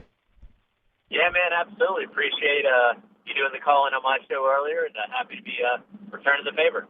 It's good to have you. Let's chat about this Gamecock team. I like to ask this question first. Like, give me a vibe check in Columbia. I know last year was really strong, kind of out of nowhere, and the expectations were high in August for this team. Like, what's the feeling around that program with the fan base right now? I'd say it's kind of teetering a little bit, and you're right. You know, this past offseason was so much fun having a team that was so talked about, so relevant, you know, appearing on this list, and Sellers being talked about with the Heisman Trophy and being a first-round draft pick, something that just Carolina hasn't experienced a lot over the years. So that was a lot of fun. It built up to what we thought was going to be a really fun season. And the way the first 5 games looked on the schedule, it looks very manageable. Yeah, you had a tough trip to Missouri. That's always tricky, a place that's been a house of horrors for the Gamecocks over the years. But you saw a feasible path to maybe start 4-1 and be ranked somewhere in the top 20 probably by the time the trip to Baton Rouge came around. It just has not gone that way. The defense has been fine, been okay. Some games better than others, but the offense has just been unexpectedly bad, right? You're struggling to score 20 points a game. You have no running game. Sellers hasn't looked like himself. There's a lot of reasons for that, but you have a fan base right now that went from thinking you were seriously going to be in the mix for the college football playoff once again to now hoping, when you look at the schedule, starting with LSU this upcoming weekend, hoping to win 6 games to get to a bowl. So it's shifted pretty quickly. And if they go into Baton Rouge and lose on Saturday and fall to 3-3 and 1-2 in conference play, it's going to be some bad vibes for the next couple weeks going forward. Let's talk about that offense because, as you mentioned, Laura Sellers came in with so much hype. There were some that figured he could be the top pick in the NFL draft, and they just haven't been able to score. What is the biggest problem for South Carolina offensively? I think it's almost kind of a hesitancy with him when it comes to taking off and running. And we knew last year when Dow Loggins took the Appalachian State head coaching job and Mike Shula became the OC after being his quarterback coach a season ago, there was going to be more emphasis this offseason and put on making him a better passer, which there's nothing wrong with that. Sellers had his ups and downs in the passing game a year ago, and finding him there is fine. But what we've seen through the first couple games is almost like a overthinking, right? What made Sellers so special a year ago is when the play broke down, he'd take off and run. And sometimes that would involve dumping an edge rusher over his shoulders and making a spectacular play where he skirts up the sidelines for 25 or 30 yards. And he has done that a little bit this year, but not in the same way. It's almost like he's thinking about it too much, trying to stay in the pocket, and he's eating some pretty ugly sacks. I go back to the Missouri game where they had a 1st and goal on the 2-yard line, and he immediately gets sacked for a loss of like 13 on that next play. Like things he just wasn't doing a year ago, where it feels like he's overthinking it. And look, defenses are scheming to prevent him from hurting with their legs. That Missouri game, they routinely had 2 linebackers spying him to make sure he wasn't going to take off and run. But we have an athlete that special, even when defenses are trying to stop you, you can still make plays happen. And it's almost like he's not confident in that ability anymore, or he doesn't want to lean on that too much. And that's something we're still trying to figure out. It's clearly a problem, and we don't know what's being said behind closed doors with Coach Beamer and Mike Shula. But if you can unlock that same Sellers from a season ago, you would feel a whole lot better about this offense because you have nothing going on your ground game with running backs right now. And you look back at that Missouri game, and the only reason why Carolina was in it because Sellers was able to throw the ball pretty effectively down the field. And I'm assuming that's going to be a big key for tomorrow night as well, or Saturday night as well. You mentioned the ground game. Not to harp on the negative here, I do want to get to the non-offensive touchdowns that they continue to rack up. But you're missing Rocket Sanders there from that backfield as far as running back goes. The offensive line, it doesn't appear, is replaced Torricelli Simpkins, who's playing down the road for the Saints as well. Like, what does that running game look like, and has there been any point where they've been effective? They've tried a multitude of things, and you'll probably see this on Saturday. Mike Shula is not afraid to try and run the ball up the middle. It's not been effective, but that's going to be a part of the game plan on Saturday, whether it works or not. And, Rocket Sanders came in and did a great job last year. And, look, we knew what he was coming over from Arkansas. We've seen him be productive in the SEC before. And the big thing this offseason was Rasul Faison coming in from Utah State, had a 1,000-yard season last year, and then we waited for his eligibility to get cleared.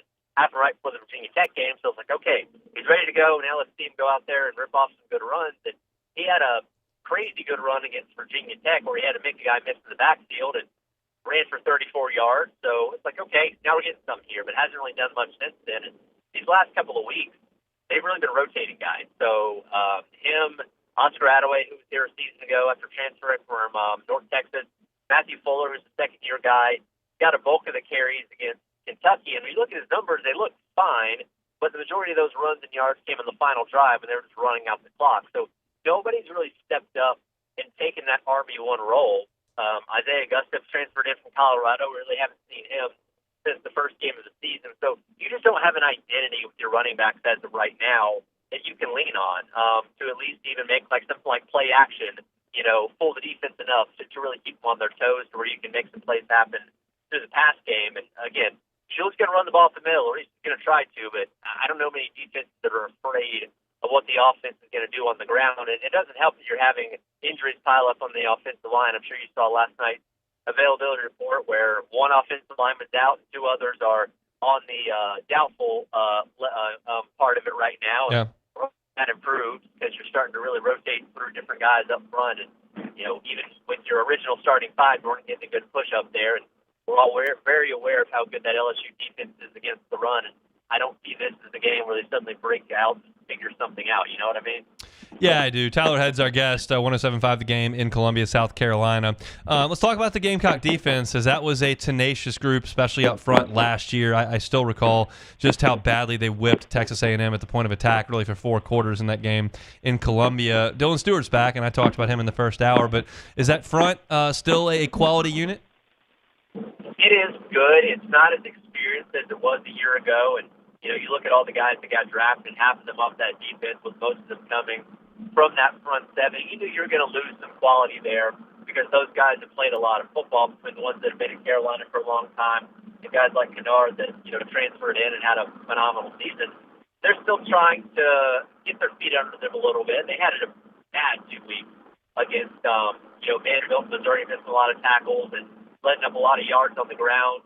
The secondary's been pretty solid. Judge Collier, one of your main starting corners, has been on the injury list. It was once again last night.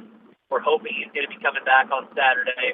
Full go is Braden Cife's done a fine job on the other side of the field when it comes to playing that quarterback spot. But they've been okay, and I think the last game against Kentucky, they did a great job. And you don't know if that's fool's gold by playing a really bad team, or if that's a sign of things to come turning in the right direction. And again, you got a very talented offense there at LSU that I know has not lived up to the standards that people were hoping so far. But we're hoping that Carolina's defense is starting to trend in the right direction as you get in the middle part of the season, because you have a lot of talent, have a lot of capable guys that are replacing a lot of production from a year ago. And again, it's still kind of in that not confident enough, but feeling okay about it right now. Feels like there's been a lot of really quality special teams play for South Carolina, scoring touchdowns, blocking kicks, that kind of stuff. Do you feel like if South Carolina is going to come here and win, that they probably need to make a game-changing play in that phase?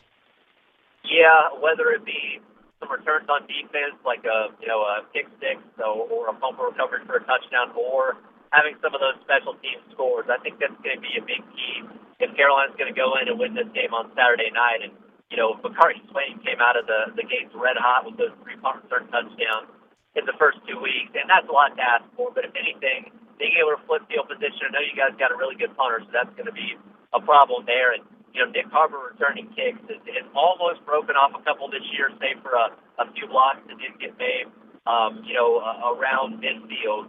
So you feel like he's kind of bursting at the seam to be able to break out and make something happen in the return game. But yes, I very much think those non-offensive scores and big plays are going to be a big key if Carolina's going to go in there and win this game against LSU on Saturday. Tyler, we appreciate some time. Have a great weekend. Enjoy the football. Yeah, man, absolutely. Thanks. Tyler Head from 107.5 The Game in Columbia, South Carolina. As he mentioned, I went on with him earlier today, and obviously he returned the favor here, and we certainly appreciate that. It just feels like this South Carolina team is struggling. Like they're just struggling on offense to find much of anything. They're coming into Tiger Stadium against a really, really good defense. The defense has been just okay, and as I mentioned earlier, if you're clinging to what you were able to do against Kentucky, that's a tough thing to cling to. And it just feels like South Carolina is stepping into a gauntlet here that just about nobody could maneuver. I mean, you're talking about a schedule for South Carolina coming up here that would be there is probably not a team in the country that could navigate this stretch unscathed. Like there have been years where nobody was going to beat Ohio State, nobody was going to beat Bama. They're about to play at number 11 LSU, home number 6 Oklahoma, home number 8 Alabama, at number 4 Ole Miss, at number 5 Texas A&M. That's 5 in a row against top 11 teams, 3 of them on the road. That's just very, very difficult way, especially when your team is not firing on all cylinders like South Carolina's really not. So we'll see. We'll talk more about it as we move forward, and we'll certainly get my pick on this game tomorrow as LSU and South Carolina inch closer to that Saturday night in Death Valley. Let's talk some Saints with Luke Johnson of NOLA.com and The Advocate next. The Hunt Palmer Show. These ice cubes could have been a thankless bed for an all-you-can-eat salad bar. But instead, they cradle and cool the crisp, refreshing Dos Equis. Nicely done, ice cubes. When it comes to pipe fabrication, time is money. And at River Parish Contractors, we make every second count. Our 36,000 square foot shop is ready to take on your projects right now. With experienced welders, precise fittings, and fast turnarounds you can trust. Whether it's a single custom spool or a full-scale run, we have the capacity and the skill to keep your job on schedule. Call us or visit rpcontractors.com for your quote. That's rpcontractors.com.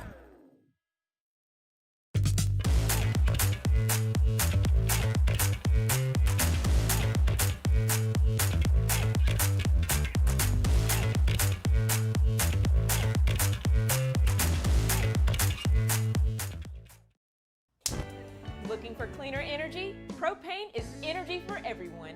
And when you're cooking with clean, affordable propane, you're cooking with gas. In the wintertime, nothing heats a home like Louisiana propane. And when you need hot water, propane's got you covered. Oh, and you won't regret that propane generator when the power goes out. I'm Miss Louisiana, Gabrielle McLeod, and to find more information and to find a propane dealer near you, visit louisianapropane.com. Men, age is just a number. Don't let it dictate how you feel. Goodwood Men's Sexual Wellness has anti-aging services that can help you look and feel your best. Visit yourgoodwood.com and discover a renewed sense of vitality.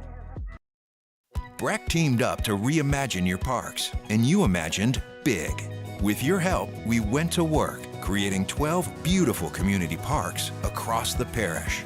A family-sized water park, miles and miles of trails, and parks just for your dogs. There are more places to splash, to explore, to run wild, and even soar. You imagined, we delivered. Gold. Breck, your #1 park system in the nation. Trust isn't given, it's earned by showing up, leading the way, and performing at your best when it matters most. Our Lady of the Lake sports medicine experts know what it takes to improve performance and build champions at every level. That's why LSU chose Our Lady of the Lake as its championship health partner, trusting Louisiana's best medical team to care for our state's best athletes. From championship athletes to everyday champions, trusted care starts here. I trust the lake. Hi, this is Beth Serena. Welcome to my pool.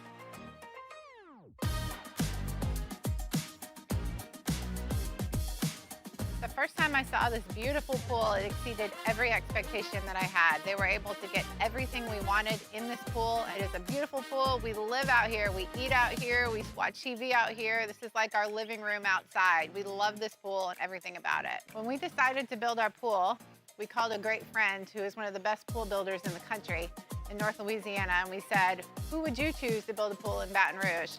And without a hesitation, he told us Russell Pools. He said their history, tradition of great builds, great pools was unmatched. So of course, who did we call? Russell Pools. The advice I would give to anyone looking to build a pool is first call Russell Pools. They'll do an incredible job. It'll be incredibly organized. It'll be time efficient. And you will have your pool in no time.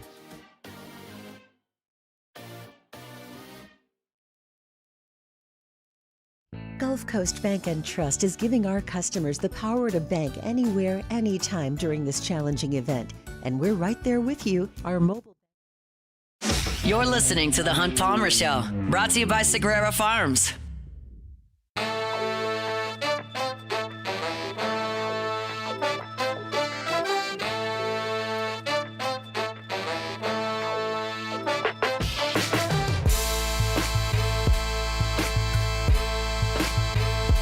Thursday shows brought to you by Sagrera Farms Premium Angus Beef.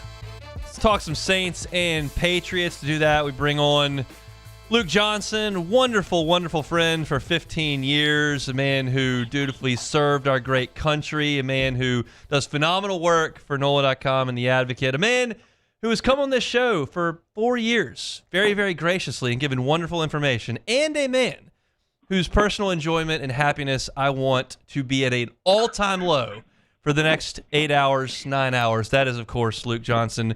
Wonderful man, as I mentioned, noted Brewers fan, which is big, big, big, big minus. How are we feeling? Well, I feel terrible, of course. I thought about telling you to go kick rocks and I wouldn't come on your show today.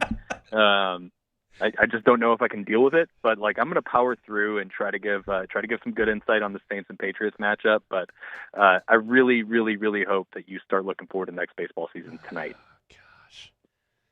It's likely. You got your ace going. I have no pitching left, but it is at Wrigley, and we'll see what happens. Yeah. You know, look, the Brewers have found just like new confounding ways to just like wreck my soul every year. So I'm going to go ahead and congratulate you on your unlikely series win from now.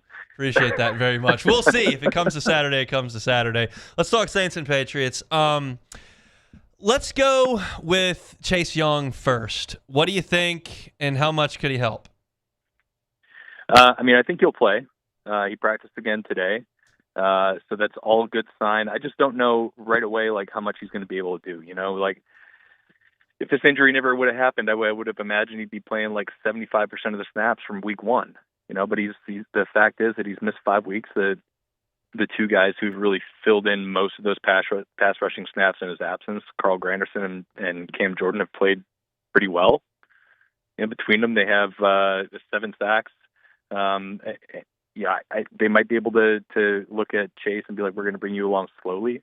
I don't know. I would personally hope that he's able to come out there and contribute in a big way right away because like they need him. He is, I think, without question, their best pass rusher. I know Carl Granderson has good sack numbers this year, but I think Chase gives them just like a consistent effort on the pass rush side, and he can be a game changer for him if he's playing up to his ability in this defense. Taysom Hill returned last week. Not a lot of production, but certainly was back there. And I kind of made the point on Monday. It's like it's kind of a new staff learning what to do with him. What do you think his role is moving forward? I think it's very similar to what we saw last week. And look, frankly, I was a little bit surprised they played him. I thought he didn't really look like himself in practice. And granted, we get like very small glimpses of practice. We get to see him stretch for about 10 minutes, and then we get like 7 minutes of individual work, then they kick us out.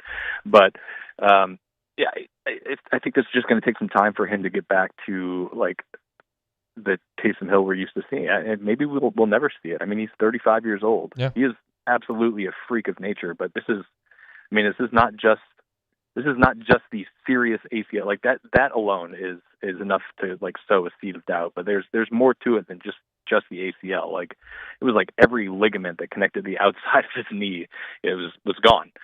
So I think that we'll see him a lot in these like quarterback roles, these wildcat roles. Maybe with Kellen Moore calling plays, we'll see a little bit more of him throwing the ball out of those looks than we saw in the past, which is like I think something that we all wanted to see more of, and not like a 95-5 split on the run pass, but maybe a little closer to 85-15. I think that makes a lot more sense. But I don't think we're going to see him like doing a lot of the stuff he did in the past, where he's out in the slot and playing a bunch of tight end and a little running back here or there. I think they're going to be a little bit more kind of calculated with how they use him, and mainly in those like kind of quarterback type roles. Is this one of those games that you feel a little bit differently about as it approaches than you did in August? No, not really. I kind of thought that the Patriots would be definitely a much better team than they were last year. You got year 2 of Drake May. I thought he was outstanding as a rookie, and he's clearly taken a jump this year. You've got kind of an adult in the room and Mike Vrabel.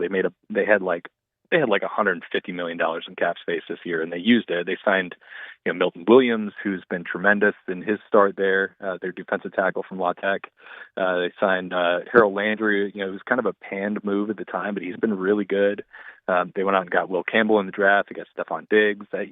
It's an ascending team. And the Saints, they got their first win last week, but I mean, the reality is they forced 5 turnovers and scored 6 offensive points off those turnovers. One of them was a defensive touchdown, but like their offense is still not clicking the way you would really want it to. It's been better, I think, than a lot of people thought, but it's still not something that's going to like strike fear in opponents at this stage. So like going into this, I thought that was going to be a tough game, and I still think it's going to be a tough game. It's a talented young team with some good veterans and some proven coaching, and the Saints are, in the early stages of a rebuild. It's looked, I think, very positive so far, but it's like I still think that this is just a tough matchup for them. Statistically, the Patriots are pretty good against the run and not as good against the pass. The Saints would prefer to run the ball, but they did throw it a little bit better, including that big throw to Shaheed last week. Like, do you think that they can move the ball a little bit more consistently through the air on Sunday? Yeah, I mean, I think so. I think at some point this is just going to start to click for him a little bit, and I think we've seen Kellen just kind of evolve his offense as the season's progressed. Yeah, that first week, they were like 66-33 pass run. They were almost exclusively out of the shotgun. Yeah, they didn't do any play action, and I think we've seen them even last week when the Giants were like gearing up to stop the run because they were a terrible run defense, and they knew the Saints were going to want to do it. I mean, they used that to their advantage to set up some of their passing stuff. So I just like their weapons are too good in this passing game for it to continue to just be like kind of just average. As long as Spencer keeps playing at the level he's at, like I think at some point it's going to click. It wouldn't surprise me if it's this weekend, but they're going to need to at least establish the run a little bit, at least the threat of it, and not let the Patriots kind of get them in these long third and 8, 3rd and 9 situations where they can kind of tee off with their pass rush. It's that time of year where you start hearing about trades and trades start becoming executed. There was a report out of Pittsburgh today that potentially Rashid Shaheed is someone that the Steelers might look at. How do you weigh the current team with the future and what might look like at this trade deadline with the assets that the Saints have?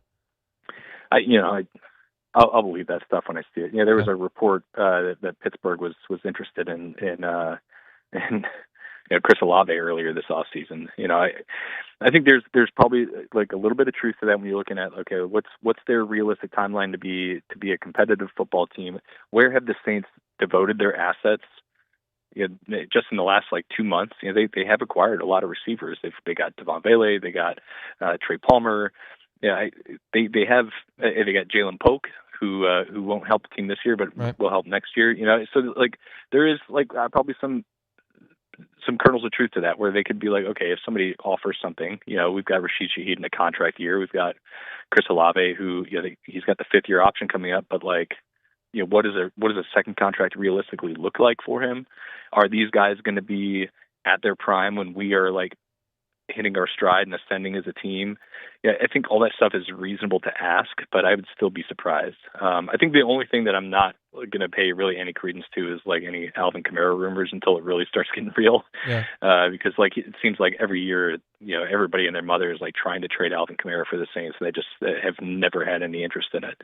That one would be surprising to me. How do you think it goes on Sunday?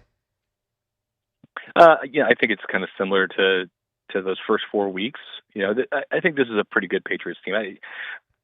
Not like a team that's going to be on the fringe of playoff contention, which is a really good spot for them. And I think the Saints give them a battle, but some of the stuff they do well is stuff the Saints don't do well. Drake May completes a lot of passes. He's a good scrambler. I think that they're going to have a hard time containing that passing attack this week. They're going to have to score points. So, I'm looking at probably realistically in my mind, another kind of hard-fought loss.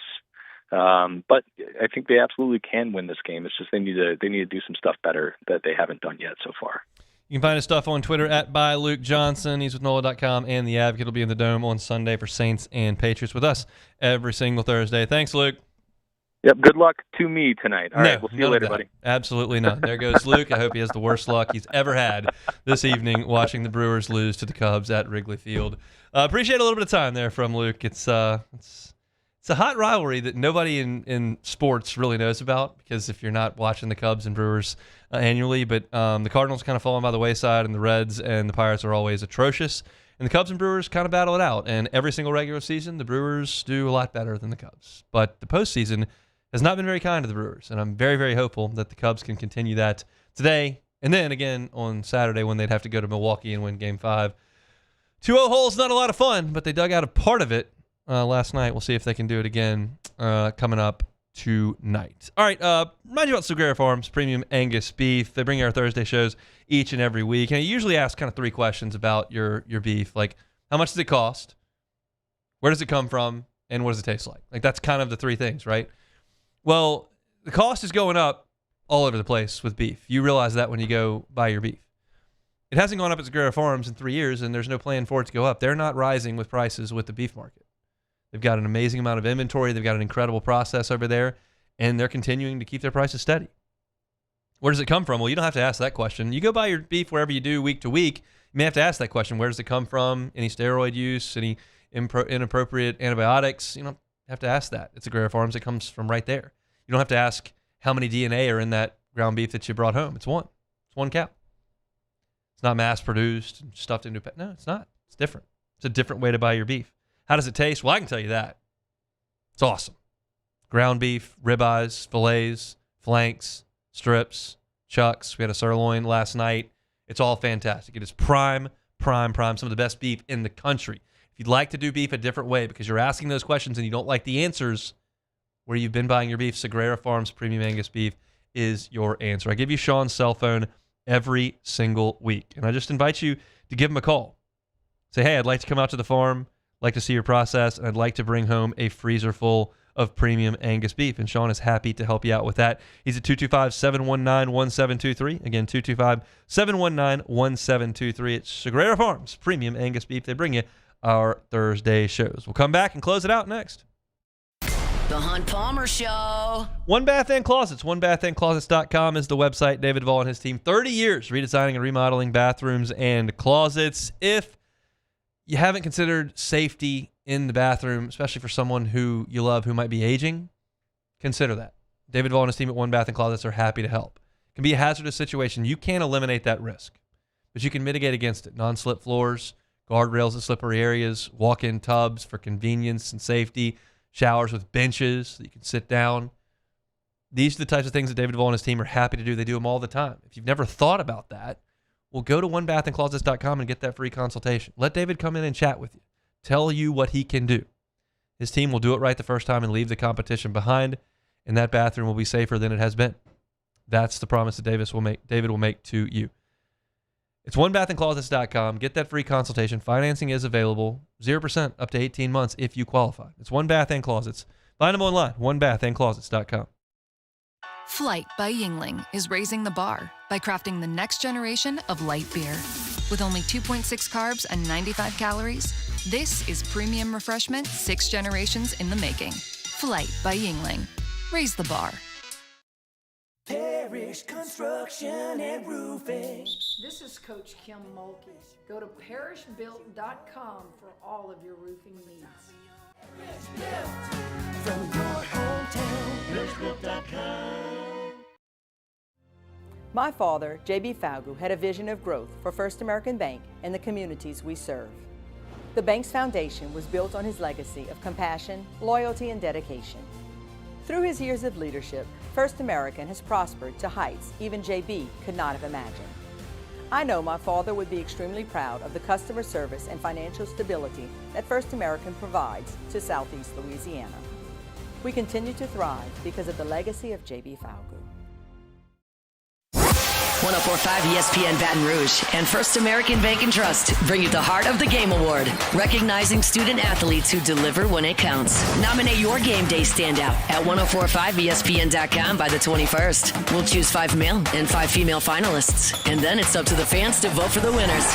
Each winner gets a $250 gift card, a custom award, and the spotlight they've earned. Presented by First American Bank and Trust, a banking tradition since 1910. These are the luckiest ice cubes in the world. They could have been a thankless bed for an all-you-can-eat salad bar. But instead, they've been called upon to cradle and cool a crisp, refreshing Dos Equis. Huh. Looks like the lucky just got luckier. Dos Equis. Man, age is just a number. Don't let it dictate how you feel. Goodwood Men's Sexual Wellness has anti-aging services that can help you look and feel your best. Visit yourgoodwood.com and discover a renewed sense of vitality. At Ochsner, we know healing is a team sport. That's why we've partnered with world-renowned orthopedic surgeon Dr. James Andrews to create the Ochsner Andrews Orthopedics and Sports Medicine Institute. Whether you're a professional athlete or a weekend warrior, our team of specialists are dedicated to getting you back in the game. So whatever your reasons are for reaching your personal best, We've only got one. You. Ochsner Andrews Institute. Long live you. Family owned and community driven. Service Chevrolet Cadillac, a legacy you can trust since 1972.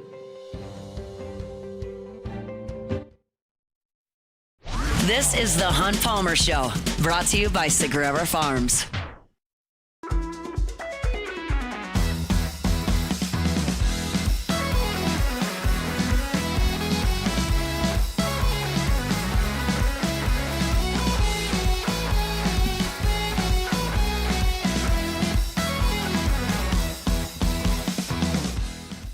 LSU baseball firing up fall practice in terms of scrimmage in an hour and 40 minutes. If you're knocking off work looking for something to do this afternoon, 4:30, LSU first pitch at the box. They'll be scrimmaging. I don't know who's going to be pitching, but Jay Johnson did confirm today to the local media that Derek Curiel will be playing center field. Chris Stanfield's going to move over to left. Want to look at that? You can head over to the box. The scrimmages are free to enter. They're today, tomorrow, and Sunday. If you're around Baton Rouge and want to go check out some LSU baseball, check out the Twitter feed at LSU Baseball. They'll give you the scrimmage times moving forward this weekend. But I've got a piece up at LouisianaSports.net right now that gives you 3 things to watch for in fall ball for LSU baseball. If you'd like to read a little bit about baseball, you can. It's on the front page, and there's also a tab on LouisianaSports.net, the LSU tab right there where it says teams. You can click on LSU. All LSU content right there, and it's all for free. So appreciate y'all for supporting us over there at LouisianaSports.net. Thursday show is brought to you by Sagrera Farms Premium Angus Beef. Let's do Take It or Leave It. Take it or leave it. Take it or leave it. Presented to you by Flight by Yingling, the next generation of light beer, crafted by America's oldest brewery. Today's hottest stories in sports, news, and sometimes even Hunt's life. The question is, will he take them or leave them? Flight by Yingling, the next generation of light beer. It's almost tailgate time here in Baton Rouge. If Thursday is your shop and run day, if you stock everything up on Friday, when you get those ice chests getting loaded up, make sure Flight by Yingling is a part of your game day. It is light, it is crisp, it is refreshing, it is delicious. Everything you're looking for in a light beer, including that great beer flavor. 2.6 carbs, 95 calories. Flight by Yingling, the next generation of light beer. Alrighty, first one. John Rahm is in the news. Hunt, Great. not for a Super excited not for about a it. good thing, as usually is with him. He is playing in the Spanish Open right now. Great. And he hit a tee shot on a par 4 into the rough. Was not very happy with the lie, and you Stunning. can hear him saying, "What a day, what a day."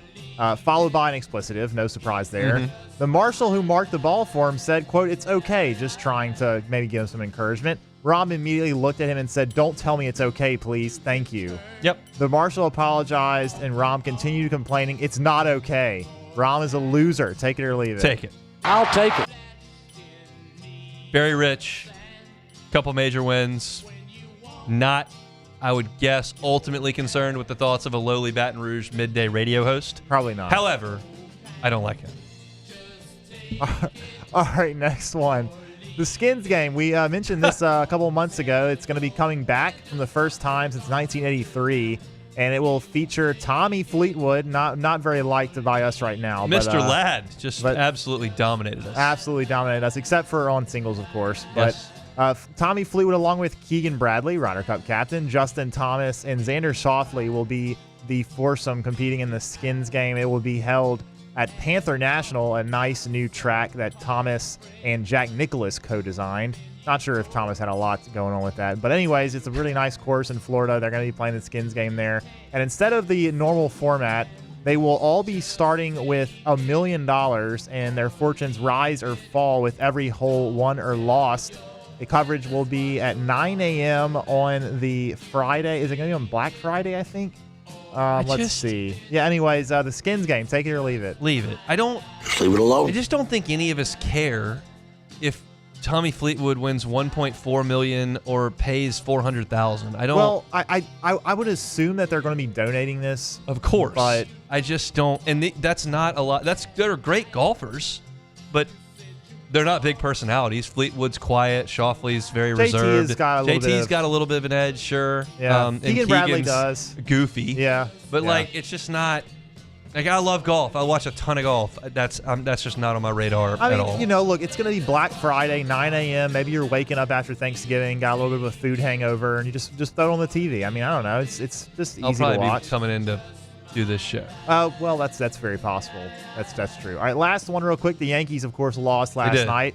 They're out of the playoffs yet again. And Aaron Boone on the hot seat. What do you think? Aaron Boone is going to get fired. Take it or leave it. I'll leave it. I don't think they fire him. I think you played the Blue Jays pretty tight in the regular season, and then you came up short in the divisional series. You did win a round against the Red Sox. It wasn't a disaster. Like, I understand the standards are high and it's the Yankees.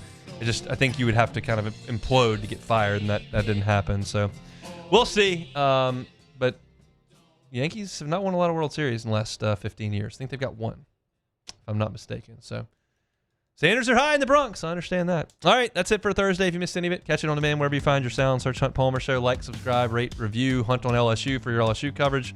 Hunt on Saints for your Saints coverage. Matt's going to drive you home on AFR. Next, we're back tomorrow for a Football Friday edition. Have a good Thursday, everybody. The Hunt Palmer Show. Looking for cleaner energy? Propane is energy for everyone. Propane water heaters are very cost efficient.